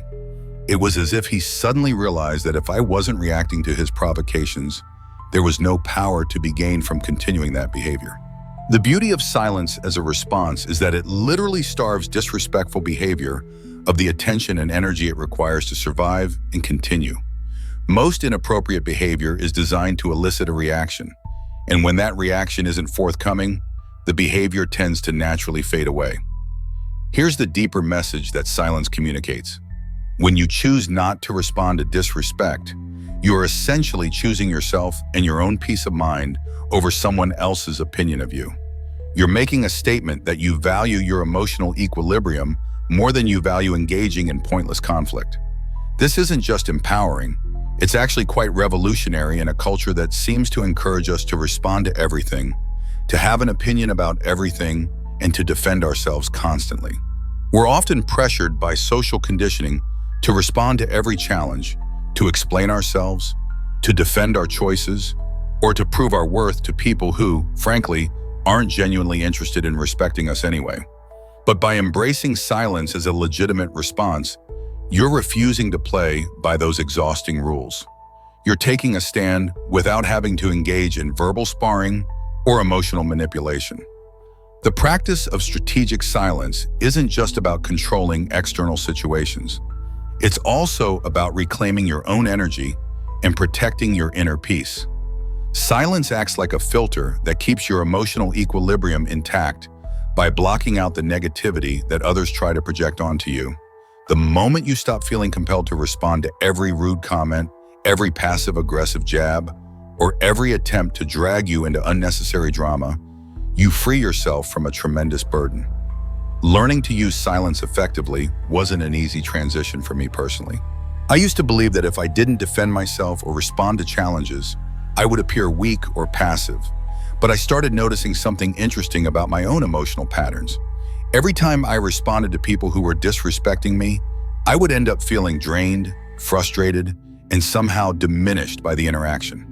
But when I learned to hold my tongue, when I allowed their comments to pass by like background noise that had nothing to do with me, I realized that I felt lighter, stronger, and much more in control of my own emotional experience. It was as if I was reclaiming a piece of my personal power. Every time I chose silence over reaction, I stopped giving people access to my inner world through my emotional responses, and I started living much more on my own terms rather than constantly reacting to other people's behavior and opinions. Here's my challenge for you. The next time someone treats you disrespectfully, pause for a moment, take a deep breath, look them calmly in the eye, and then say absolutely nothing. Let your silence speak for itself. You might be genuinely surprised by how uncomfortable they become with the lack of reaction, and more importantly, how freeing and empowering it feels for you to simply refuse to engage with their negativity. Embracing silence as your answer is about recognizing that sometimes saying nothing is actually the most powerful statement you can make. It's about understanding that your peace of mind is more valuable than winning arguments with people who don't respect you. And it's about taking control of your own emotional experience rather than allowing others to dictate how you feel through their behavior. Stop explaining and justify. Your choices are your own. Another crucial area where many people struggle with disrespect involves the exhausting cycle of constantly explaining and justifying their personal choices. This pattern is so common and so damaging to self-respect that it deserves careful examination. How many times have you made a perfectly reasonable decision for yourself only to have someone immediately start questioning you about it? Why did you do that? Why didn't you go to that event? Why did you take that job? Why are you dating that person? Why don't you want children? Why did you move there? The list of invasive questions people feel entitled to ask is seemingly endless. And here's the uncomfortable truth that many people don't want to acknowledge. They're simply not entitled to explanations for how you choose to live your life. Your choices are fundamentally your own, and you don't owe anyone a detailed breakdown of your decision-making process, your motivations, or your personal priorities. This might sound controversial or even harsh, but let's examine what's really happening when people constantly question your choices. In most cases, they're not asking because they genuinely want to understand you better, or because they're seeking to learn from your experience. More often, they're looking to judge your decisions, poke holes in your reasoning, make you doubt yourself, or feel better about their own choices by making you second-guess yours. When you consistently explain and justify your choices to others, you're inadvertently communicating that your decisions are somehow up for debate, that other people have a right to approve or disapprove of how you live your life. You're essentially asking for permission to make choices that are entirely within your own authority to make. This pattern not only undermines your confidence in your own judgment, but it also teaches others that they can question and challenge your autonomy whenever they feel like it. Let's dig deeper into the psychology behind why people feel so entitled to explanations for others' personal choices. Often when people question your decisions, it's because your choice challenges their own worldview or makes them uncomfortable in some way. Maybe you're taking a risk they're too scared to take, or perhaps you're stepping outside social norms that they find comforting and predictable. Your independence or willingness to do things differently can trigger their own insecurities or regrets about paths not taken. Asking you to explain and justify your choices becomes their way of trying to fit you back into their comfort zone, to make your decisions seem less threatening or challenging to their own life philosophy. But here's the critical point. Just because your choices make someone else uncomfortable doesn't mean you're responsible for reassuring them or helping them feel better about their own decisions. Your life isn't a public service announcement designed to make others feel comfortable with their choices. I experienced this dynamic firsthand when I decided to make a significant career change, leaving a stable but unfulfilling job to pursue something I was genuinely passionate about, even though it came with considerably more financial risk and uncertainty. The moment people found out about my decision, it was as if I had announced that I was planning to move to Mars. I was constantly bombarded with questions. Why would you leave such a secure position? How are you going to make it work financially? What if you fail? Aren't you worried about stability? What will you do for benefits? Initially, I felt compelled to provide detailed explanations.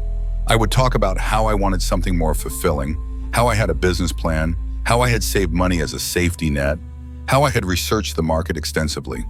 But I quickly realized that no matter how thorough my explanations were, they never seemed to satisfy the questioners. The more I explained, the more people found new angles to question, new potential problems to point out, new reasons why my decision might be flawed. It was exhausting, and more importantly, it was making me doubt a decision that I had made thoughtfully and deliberately. I found myself spending more time defending my choice than actually working toward my goals. That's when I decided to try a completely different approach. The next time someone asked me, "But why would you leave that stable job?" I simply replied, "Because I wanted to." No additional details, no breakdown of my strategic thinking, no justification of my priorities, just a simple, honest answer that didn't invite further questioning or debate. The effect was remarkable and immediate. The silence that followed was everything I had hoped for. People didn't know how to respond because I had effectively taken away their power to question and challenge my choices. They couldn't argue with because I wanted to. It was my personal preference, and personal preferences don't require external validation or approval. More importantly, I felt amazing. It was liberating to stand in my own truth, knowing that my decisions were valid and sufficient simply because I had made them thoughtfully. When you stop justifying your actions to others, you give yourself permission to live authentically without the crushing weight of other people's expectations and judgments. Here's the profound realization that comes with this approach. Your life doesn't need an audience vote. Not every decision you make has to be analyzed, approved, or understood by others. When you stop explaining yourself constantly, you're communicating a powerful message. I'm confident enough in my choices that I don't need your approval or validation. But think about it carefully. When was the last time you saw a truly confident, self-assured person breaking down their personal decisions for others? Probably never, because people who genuinely own their lives don't feel the need to seek external validation for their choices. They understand that the only approval that truly matters is their own, and they've developed enough self-trust to make decisions without requiring a committee of advisors to sign off on every choice. I used to be the person who would essentially give a full presentation, complete with charts and graphs, explaining why I was doing something, desperately trying to get everyone on board with my decisions. But over time, I realized that this pattern of over-explanation was actually undermining my confidence in my own judgment and making me second-guess choices that were perfectly reasonable and well-considered. So I made a commitment to myself. If someone asked me about a personal decision, I'll answer briefly and honestly. If they push for more details or try to challenge my reasoning, I'll smile politely and redirect the conversation. I don't provide lengthy justifications, and I don't engage in debates about whether my choices are right or wrong according to someone else's value system. The result has been transformative. Life became significantly lighter and more enjoyable. The more I stopped explaining myself to others, the more confident I became in my own decision-making abilities. I realized that I had been seeking external validation for choices that were entirely within my own authority to make, and that this pattern had been slowly eroding my self-trust and autonomy. Here's my challenge for you. The next time someone questions one of your personal choices, resist the automatic urge to provide a detailed explanation or justification. Instead, try responding with something simple like, "That's what felt right for me," or "because I wanted to," and then let the silence speak for itself. Watch how powerful that simple statement can be. You'll likely find that you feel stronger, more in control, and more at peace with yourself. Most importantly, you'll begin to understand that your choices don't need anyone else's stamp of approval. They're valid and worthwhile simply because you made them thoughtfully and deliberately. Creating distance, protecting your inner sanctuary. Sometimes the most effective and healthy way to handle people who consistently disrespect you is to create physical and emotional distance between yourself and them. I understand that this might sound harsh or even cold to some people, but here's a fundamental truth that many of us struggle to accept. Not everyone deserves a front row seat in your life. And if someone is persistently treating you poorly, one of the healthiest and most self-respecting moves you can make is to deliberately create space between yourself and that person. This approach doesn't mean you hate them, harbor resentment, or are being unnecessarily dramatic. It simply means that you respect yourself enough to protect your emotional energy and mental well-being from people who consistently demonstrate that they don't value or respect you as a person. Keeping your distance isn't about being mean, vindictive, or deliberately ignoring people out of spite. It's about making conscious, deliberate choices about where and how you invest your time, energy, and emotional resources. Think of your life as having limited access, like an exclusive club where not everyone automatically gets a VIP pass. If someone is constantly crossing your boundaries, making you feel diminished, undermining your confidence, or just radiating persistent negativity, why would you continue to keep them in close proximity to your emotional well-being? Creating healthy distance gives you the mental and emotional clarity to see situations as they really are, free from the fog of manipulation, guilt, or social pressure that often clouds our judgment when we're too close to problematic people. It allows you to step back and objectively evaluate whether someone's presence in your life is genuinely positive, or if you've been tolerating harmful behavior out of habit, obligation, or misplaced loyalty. Consider this analogy. When you keep people who disrespect you in close proximity, it's like inviting them to an all-you-can-eat buffet where they can criticize, judge, undermine, and take from you as much as they want, whenever they want. Then we wonder why we feel emotionally drained, anxious, frustrated, or depleted after spending time with them. Creating distance from these people is fundamentally an act of self-preservation. It's about protecting your mental health, preserving your peace of mind, and making room in your life for people who actually respect, value, and uplift you. One of the biggest obstacles to creating healthy distance is the guilt that many people feel about setting boundaries with others, especially if those people are family members or long-term friends.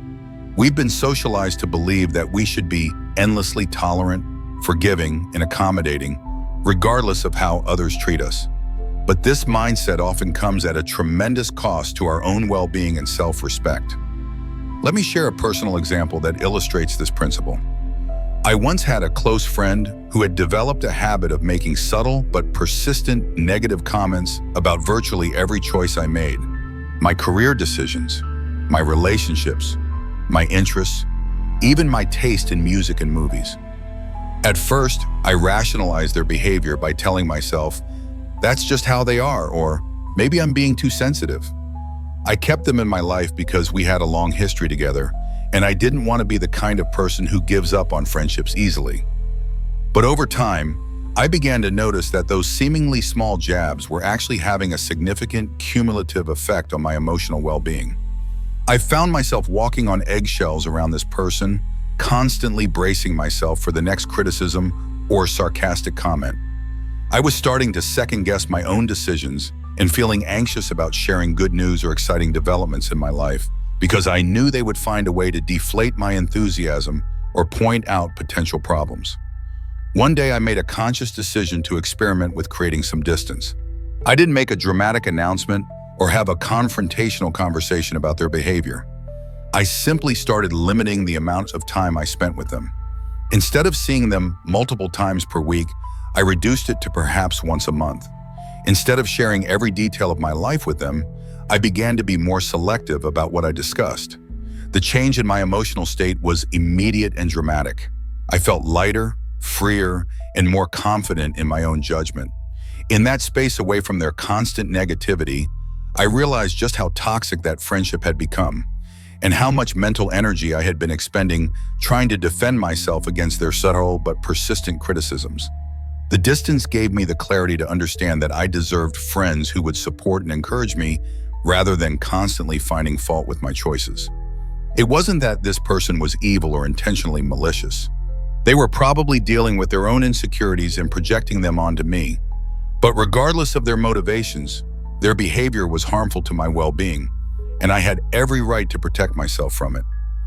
Here's where the concept of distance becomes controversial and why some people will try to make you feel guilty about implementing it.